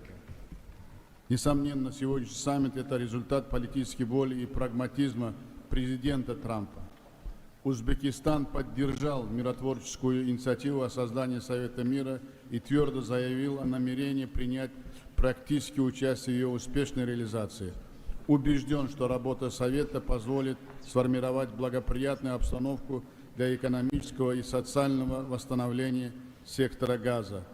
При этом любой механизм внешнего управления должен непременно опираться на внутреннюю поддержку населения сектора. Скоординированные усилия всех сторон позволят обеспечить устойчивость постконфликтного процесса и создание условий для скорейшего восстановления Газы. Подчеркну, что Узбекистан готов внести посильный вклад в возведение жилых домов, детских садов, школ и больниц. Уважаемые друзья, символично, что нынешний саммит проходит в Институте мира имени Дональда Трампа. Наша встреча является ярким проявлением международной солидарности, миротворчества и общего стремления к улучшению ситуации на Ближнем Востоке. Мы должны использовать эту историческую возможность для построения новой Газы с процветающей экономикой и достойным условием жизни для всего населения. Благодарю за внимание.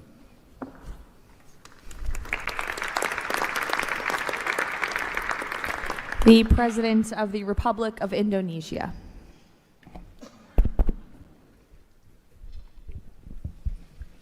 President Trump, distinguished delegates, Indonesia from the first day that we studied President Trump's 20-point plan, we completely agree and we are fully committed to this plan, and that is why we joined the Board of Peace. We are committed to its success. We know there will be a lot of obstacles, there will be a lot of difficulties, but we are very optimistic with the leadership of President Trump. This vision of real peace will be achieved. There will be problems, but we will prevail. We will achieve our dream of peace in Palestine, peace, a lasting and peaceful solution for the Palestinian problem and in Gaza. The achievements of the ceasefire is real. We commend this, and therefore we reaffirm our commitment to contribute significant number of troops, up to 8,000 or more if necessary. We are prepared to contribute the troops to take part actively in the International Stabilization Force to make this peace work. Thank you very much.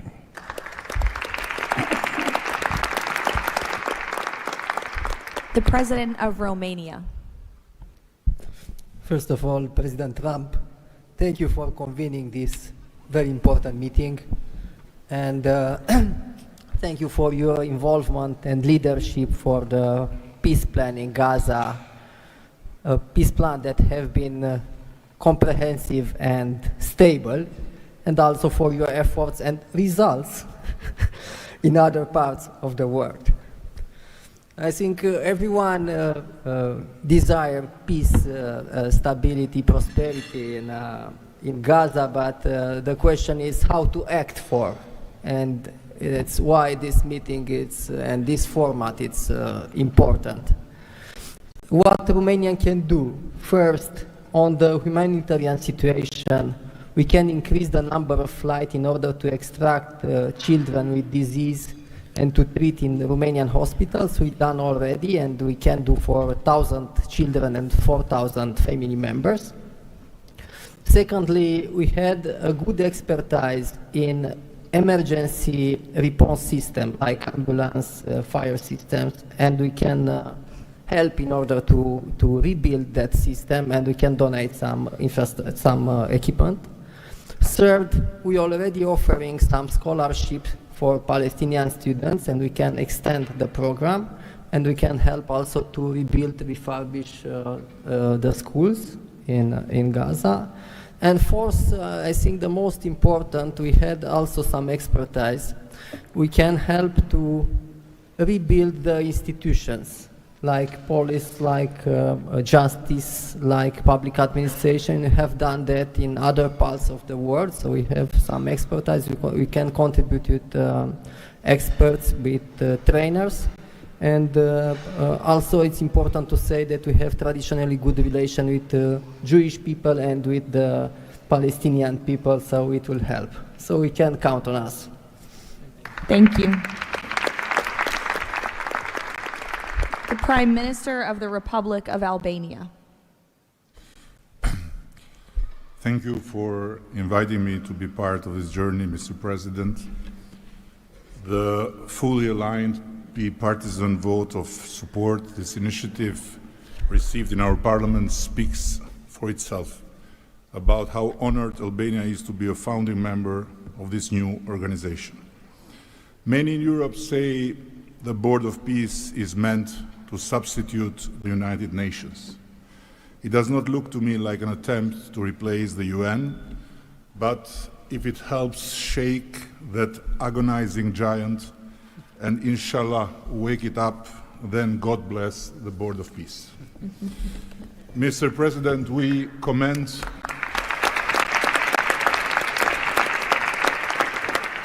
commend your decisive role in bringing a halt to the heartbreaking conflict in Gaza, and Albania has confirmed its participation in the stabilization force with our troops. At the same time, I propose that this board invite all countries to contribute directly by building a dedicated public facility for Palestinian children, and in doing so, the world would help the children of Gaza, who are the most innocent hostages of the lunacy of Hamas, to grow within the tangible presence of the largest chain of hands humanity has ever joined together, by not only putting the money, but bringing their own architects in this, so the world will transform an wound of history into an oasis of hope, where compassion takes concrete form and the future is shaped around those who deserve it most, the next generations of Palestinians. Albania will be privileged to stand in that chain. Allow me very briefly to draw your attention to another open conflict closer to home, where President Trump's leadership during his first term brought Kosovo and Serbia closer than ever to a final peace agreement. The president of Kosovo was then brutally prevented from traveling to the White House to sign that agreement in the presence of President Trump.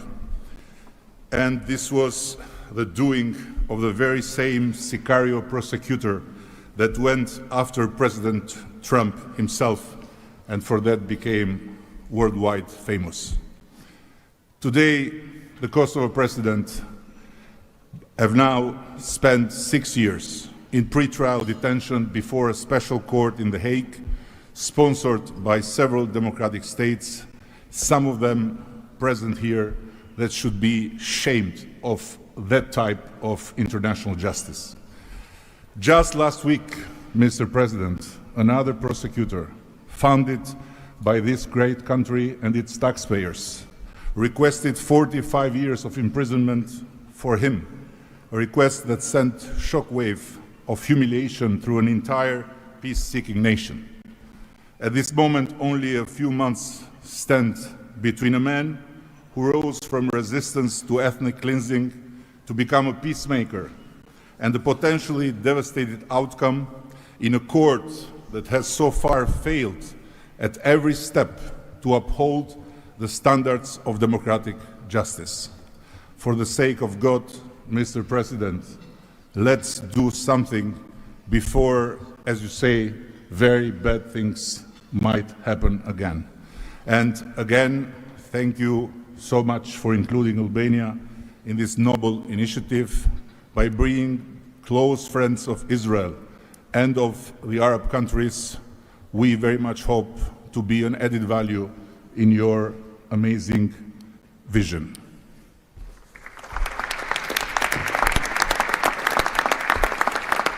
Next, the Prime Minister of Egypt.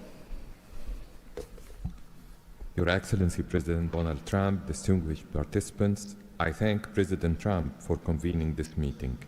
His Excellency's direct involvement and commitment to promoting peace in the region has been instrumental in achieving an end to the conflict in Gaza, which was previously considered unattainable. Egypt supports President Trump's vision to usher in a new era of peace and coexistence among the people of the region, in which the Palestinian people enjoy the rights to self-determination and statehood, in accordance to relevant international resolutions.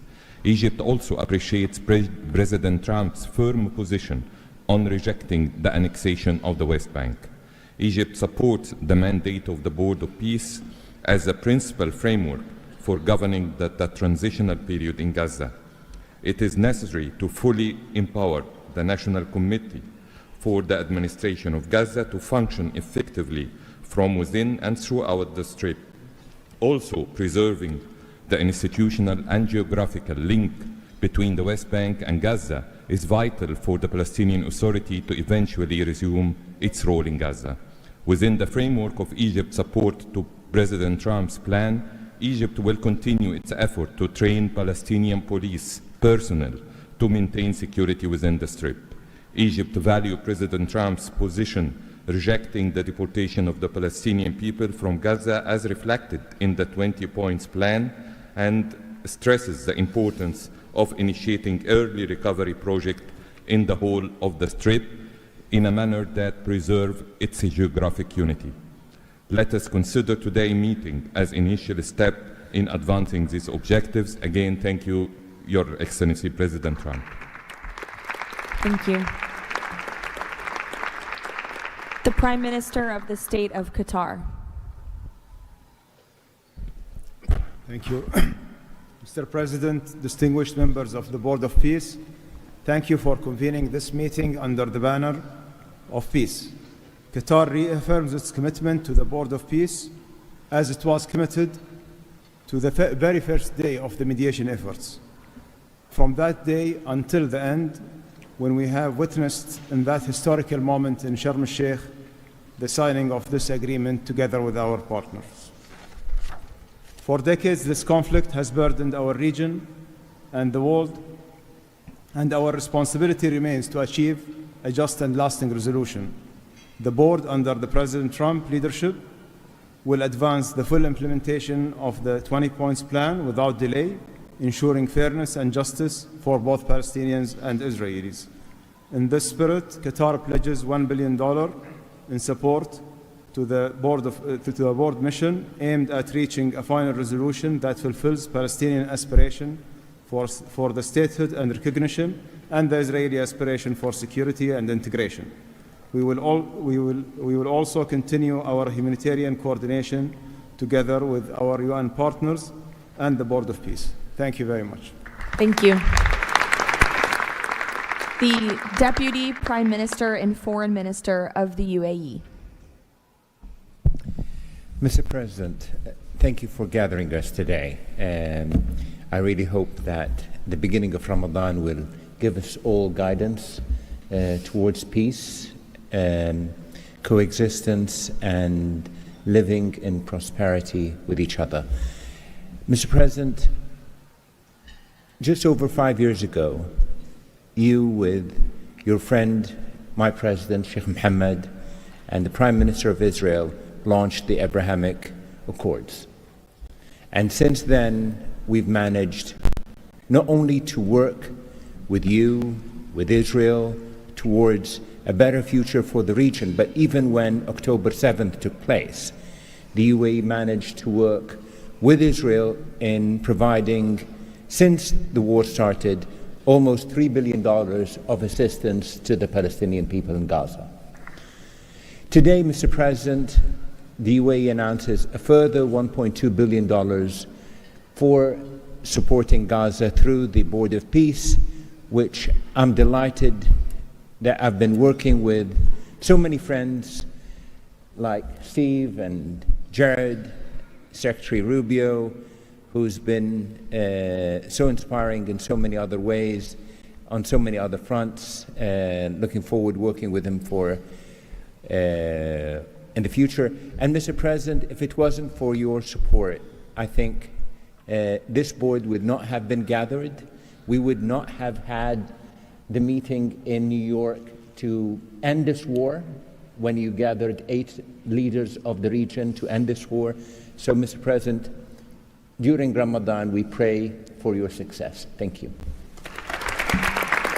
Thank you. The Minister of Foreign Affairs of the Kingdom of Morocco. Thank you. Mr. President, His Majesty King Mohammed VI welcomes and supports your vision and leadership to foster peace and prosperity around the world, and in particular in the Middle East. Thanks to your peace plan for Gaza, a ceasefire was achieved, a tragic war was ended, lives were saved, and a pragmatic and forward-looking approach to rebuild Gaza was crafted. Today, as a committed founding member of the Board of Peace and upon instructions of His Majesty King Mohammed VI, Morocco is pledging the following in honor of the President Trump's visionary peacemaking. 1, Morocco has already made the first ever financial contribution to the Board of Peace. 2, Morocco is ready to deploy police officers and train policemen from Gaza. 3, Morocco will deploy a high-ranking military officers to ISF Joint Military Command. 4, Morocco will deploy a military field hospital. 5, Morocco is ready to lead a de-radicalization program to fight hate speech and promote tolerance and coexistence. To conclude, allow me, Mr. President, to briefly highlight 4 elements. The conditions set in phase 2 of the 20-point plan should be met for the success of our action. Preserving stability in the West Bank is crucial. The Palestinian ownership is important through legitimate institutions. Lastly, you are, Mr. President, the only leader able to bring peace to the Middle East. We hope that the stabilization of Gaza will help launching a global and genuine peace process based on the two-state solution. Thank you. Thank you. The Minister of Foreign Affairs of the Republic of Turkey. Mr. President, distinguished participants, after 2 years of immense suffering, ceasefire in Gaza has been achieved thanks to President Trump's personal engagement and our collective efforts. Yet the humanitarian situation remains fragile and ceasefire violations continue to occur. A prompt, coordinated and effective response is therefore essential. President Erdogan remains fully committed to Gaza's security, stabilization and recovery. Turkey has already been providing immense amount of humanitarian assistance to Gaza. We can also contribute meaningfully to the rehabilitation of health and education sectors, as well as the training of the police force. In addition, we are prepared to provide troops to the International Stabilization Force. Mr. President, Turkey will continue to support your efforts towards a just and lasting peace.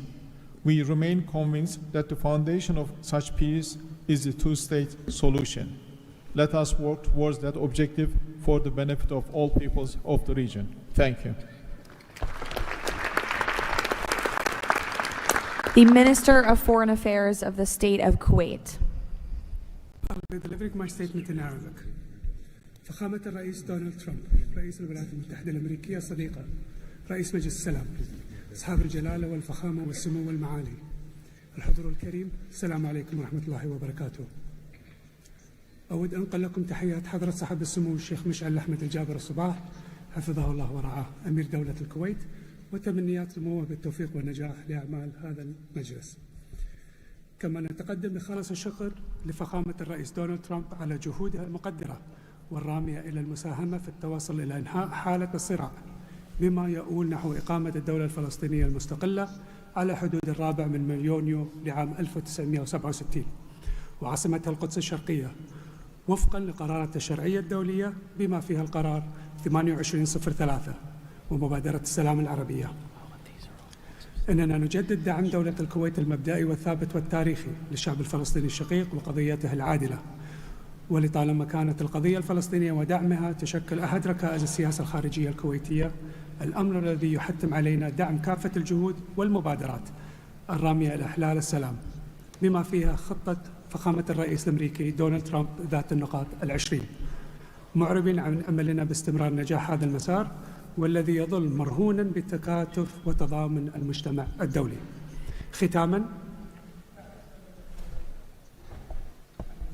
مالية بقيمة $1 مليار أمريكي على مدى السنوات القادمة دعما لجهود مجلس السلام وتأكيدا على التزام دولة الكويت الثابت بدعم كل مسعى يهدف إلى رفع المعاناة عن الشعب الفلسطيني الشقيق وتحقيق الأمن والاستقرار في غزة. والسلام عليكم ورحمة الله وبركاته. Thank you. The Minister of State for Foreign Affairs of the Kingdom of Saudi Arabia. Thank you, Mr. President, distinguished members of the board, distinguished guests.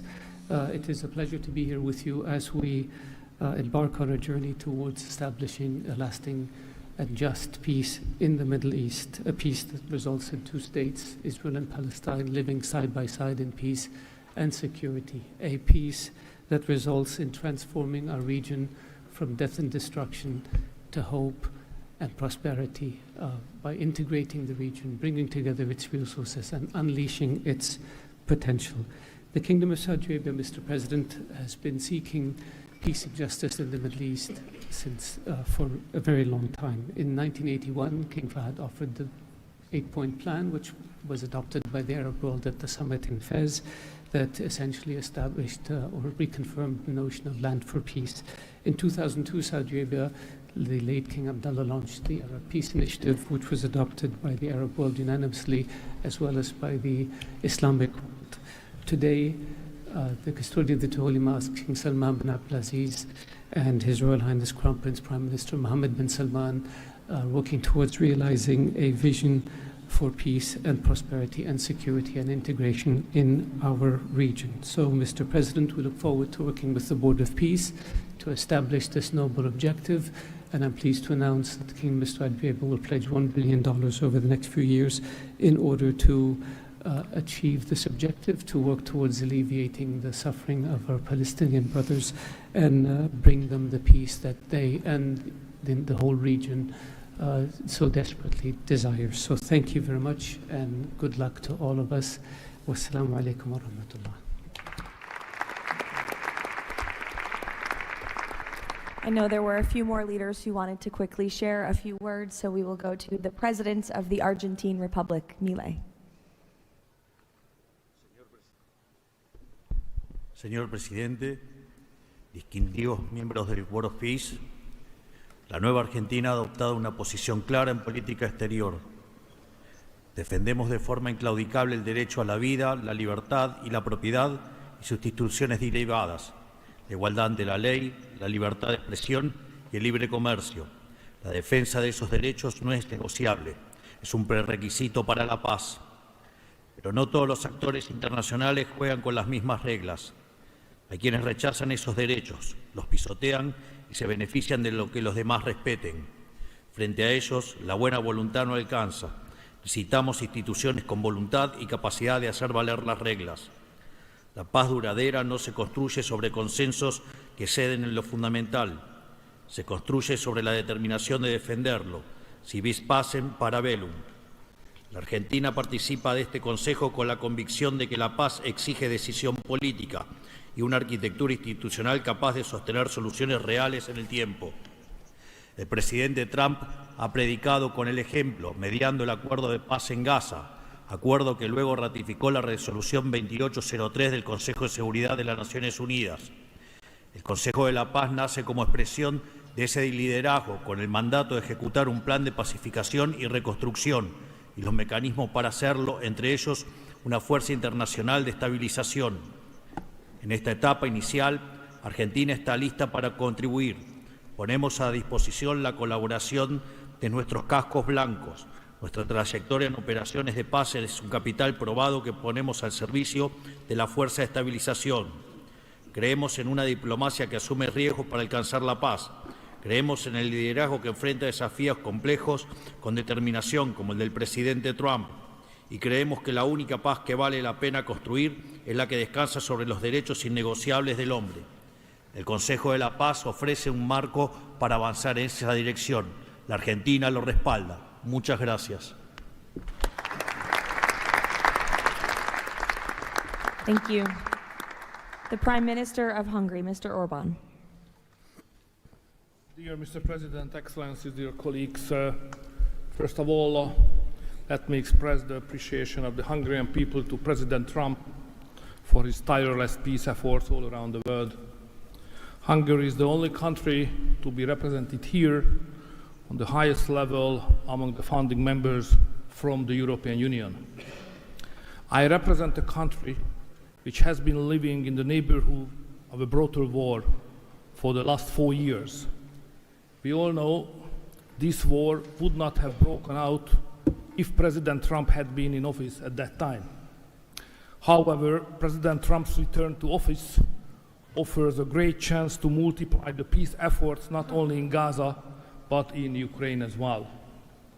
We in Europe understand clearly that the security situation in the Middle East, and especially in Gaza, has a significant impact on the security of Europe.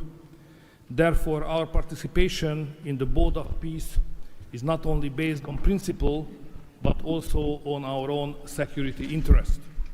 Let me also share with you that there is serious talks going on in Europe about the Board of Peace and its future role. We understand that during the recent decades, international organizations have failed to fulfill their role to preserve peace and stability worldwide. Therefore, new initiatives are needed to bring forward the issue of peace globally. We are sure that President Trump's initiative to establish the Board of Peace is such a step to the right direction. President, we are proud to be among the founding members, and we are happy to be in such a great company. Thank you very much. Thank you. President Peña of Paraguay, who tapped my shoulder, wants to say a few words. Yes, thank you, Caroline. Thank you, President Trump.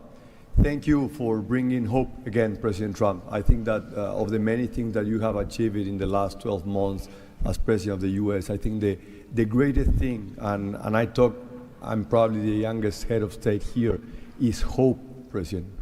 We have lost hope about solving problems for many, many decades. A system that was broken, a system that was not able to bring solutions. Now we're seeing that thanks from your leadership, we are solving the issues. I come from a country that 160 years ago faced extinction. We went to a war against our neighbor and we lost 60% of our territory and 90% of the male population. So we know on our own flesh the hardship and all the difficulties of war.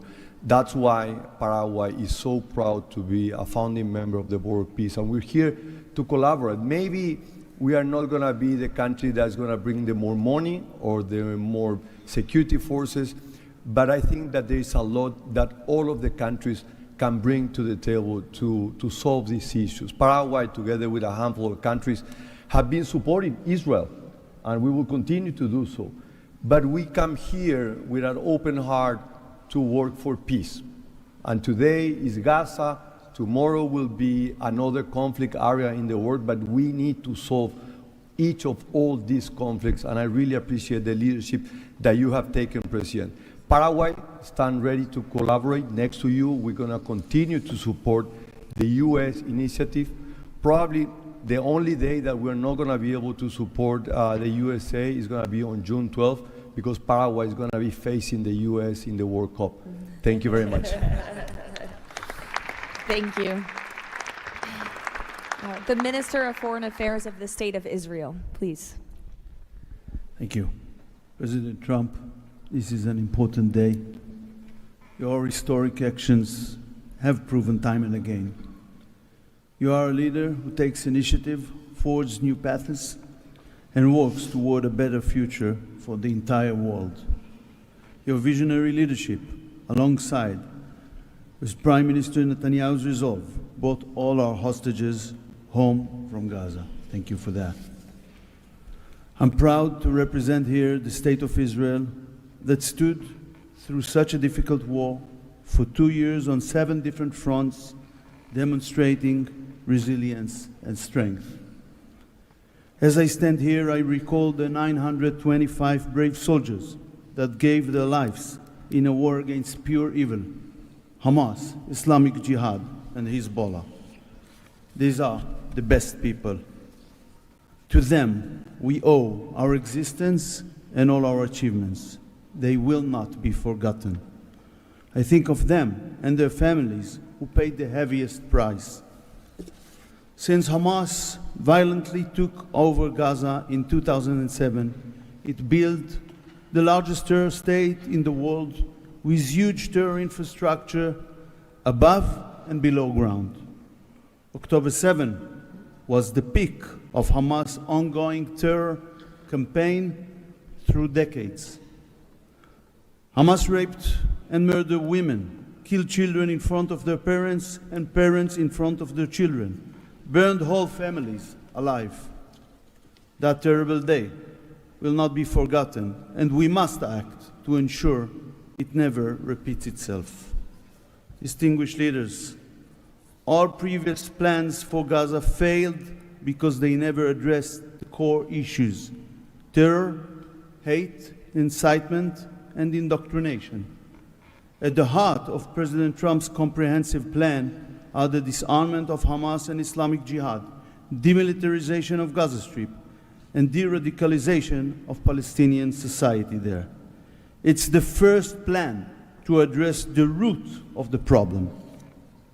We support it and are working and will work toward its success. As Mr. Mladenov emphasized, Hamas must be disarmed.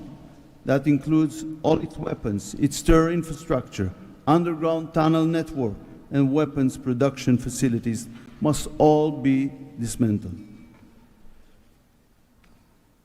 As the plan emphasized, there must be a fundamental de-radicalization process. The infrastructure that indoctrinates Palestinian children to hate and kill Jews in educational and religious institutes should no longer exist. All those are important not only for the Israelis. Gazans have lived under a terror regime for decades. The people of Gaza must be liberated from these terrorists. I want to make this opportunity to wish Muslims around the world Ramadan Kareem. Distinguished leaders, President Trump's visionary leadership creates, for the first time, an opportunity for a better future. On behalf of Israel, I say thank you, Mr. Trump. Thank you for your leadership.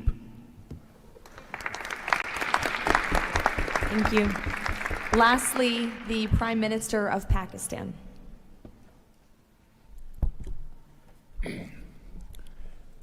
Bismillah ar-Rahman ar-Rahim.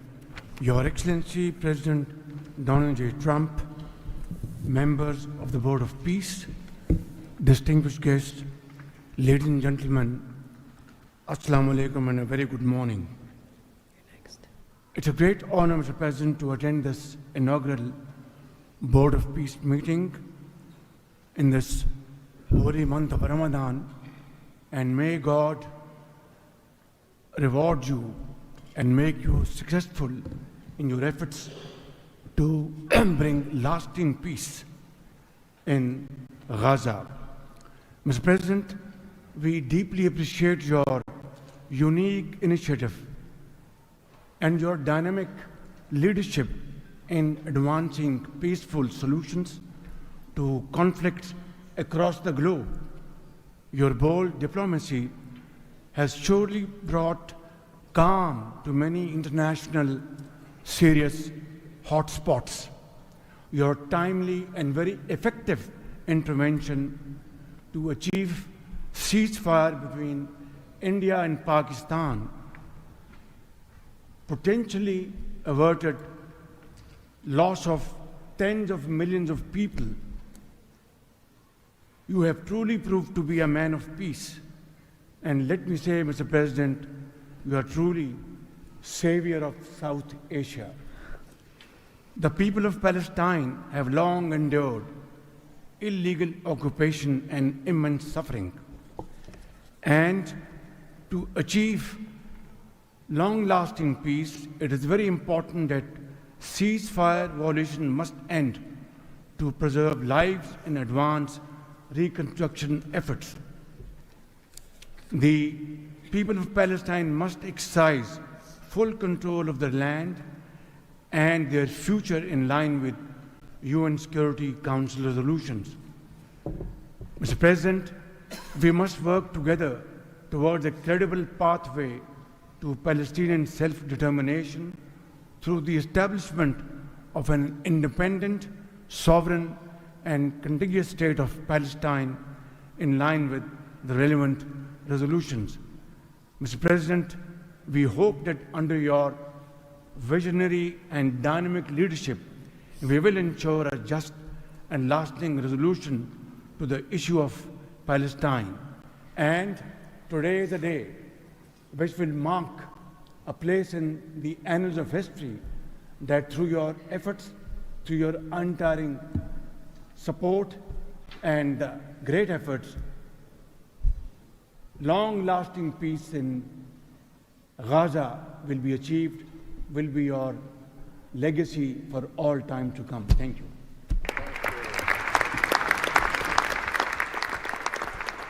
Thank you. We will now hear from the president of FIFA, Giovanni, to share more about FIFA's new partnership with the Board of Peace. Thank you, Caroline. Dear President, distinguished leaders, dear friends, I just have 3 quick points I want to mention now. Football, that's the first point, football, or soccer as it is called, here is the world's universal language. It is spoken by 6 billion people, 6 billion fans who have the same feelings. It's about hope, it's about joy, it's about happiness, it's about coming together, and it's about uniting the world. Mr. President, we will unite the world here this summer during the World Cup, but if we truly want to unite the world, we need peace, of course. And this brings me to the second point, because today we announce a true partnership between the Board of Peace and FIFA, and I'm very proud and very happy to announce this. After having heard your presentations in Davos, I was feeling that we need to help, we need to do something. Everyone has to support peace. Everyone in this room, Mr. President, everyone outside of this room who would like to be in this room has to support peace as well.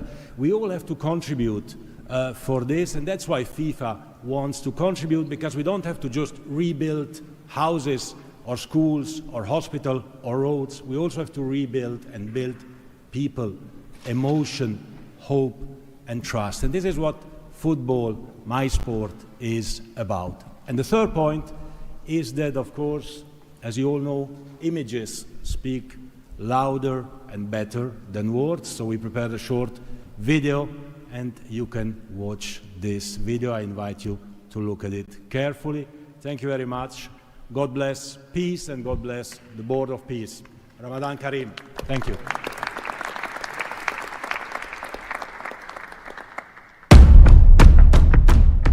In a world where conflict has silenced playgrounds and broken routines, there is one language that still unites hearts: football.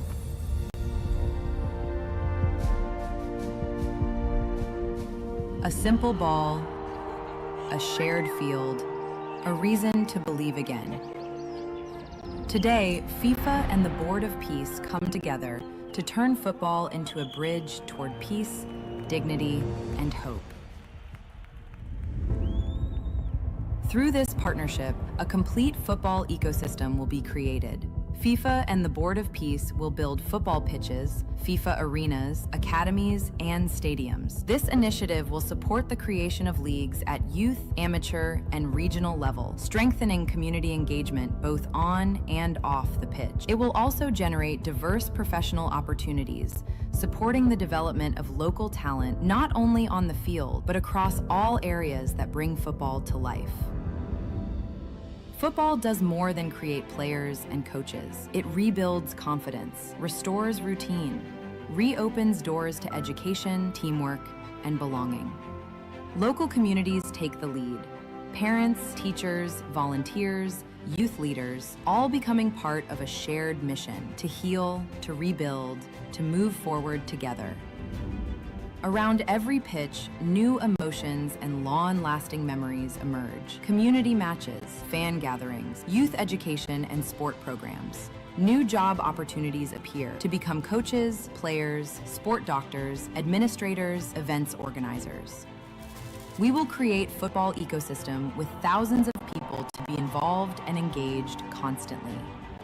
Together, FIFA and the Board of Peace will build, in Gaza, 50 FIFA arena mini pitches, with a cost of around $50,000 per unit. This represents a $2.5 million investment. 5 full-size pitches in 5 different districts, at around $1 million per pitch. A FIFA academy with an estimated investment of $15 million.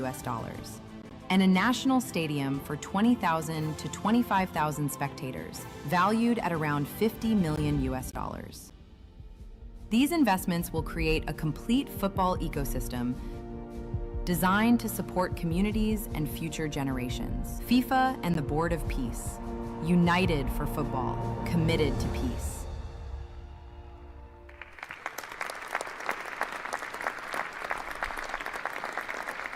Thank you, Gianni. That's wonderful.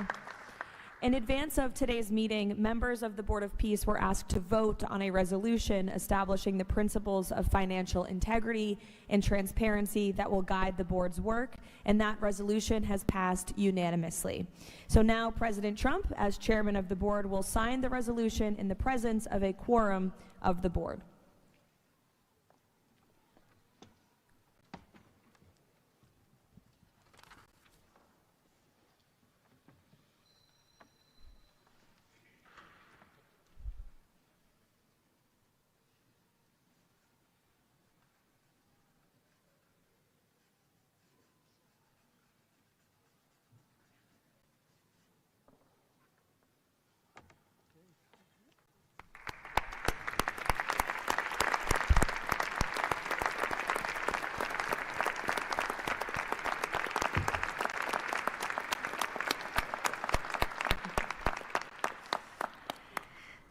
Now, while this is not a fundraiser, the Board of Peace has already inspired remarkable support from so many on this stage. As President Trump announced earlier, total pledges exceed $6.5 billion in relief and rebuilding in Gaza, and thousands of personnel have been committed to help preserve the ceasefire and secure enduring peace. I would like to ask the heads of the following delegations to join President Trump on stage as he signs the fundraising pledges: Albania, Azerbaijan, Bahrain, Egypt, Indonesia, Jordan, Kazakhstan, Kosovo, Kuwait, Morocco, Qatar, Saudi Arabia, the UAE, and Uzbekistan. Please join the President as he signs the fundraising pledges.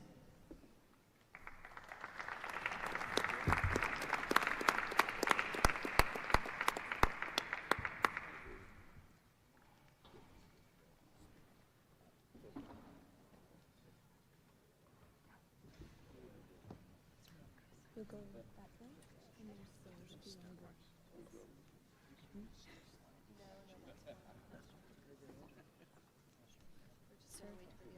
You'll go this way.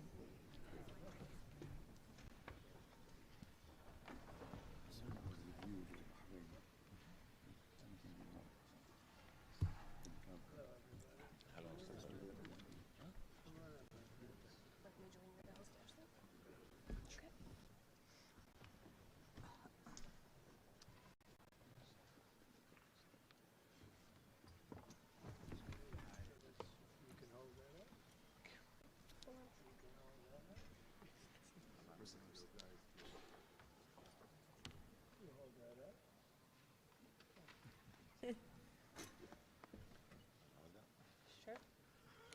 All right.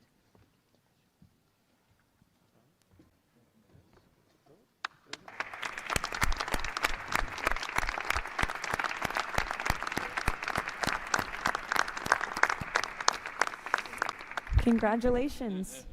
Now, President Trump, if you would like to say a few words to conclude, and then you have the honor of gaveling out the first ever Board of Peace meeting. Well, thank you very much, Caroline. And I will say that this has been, I think, will maybe be one of, if not the most important day of our careers. And we've had some pretty good careers up here, but this is something very special. And we're going to straighten out Gaza. We're going to make Gaza very successful and safe.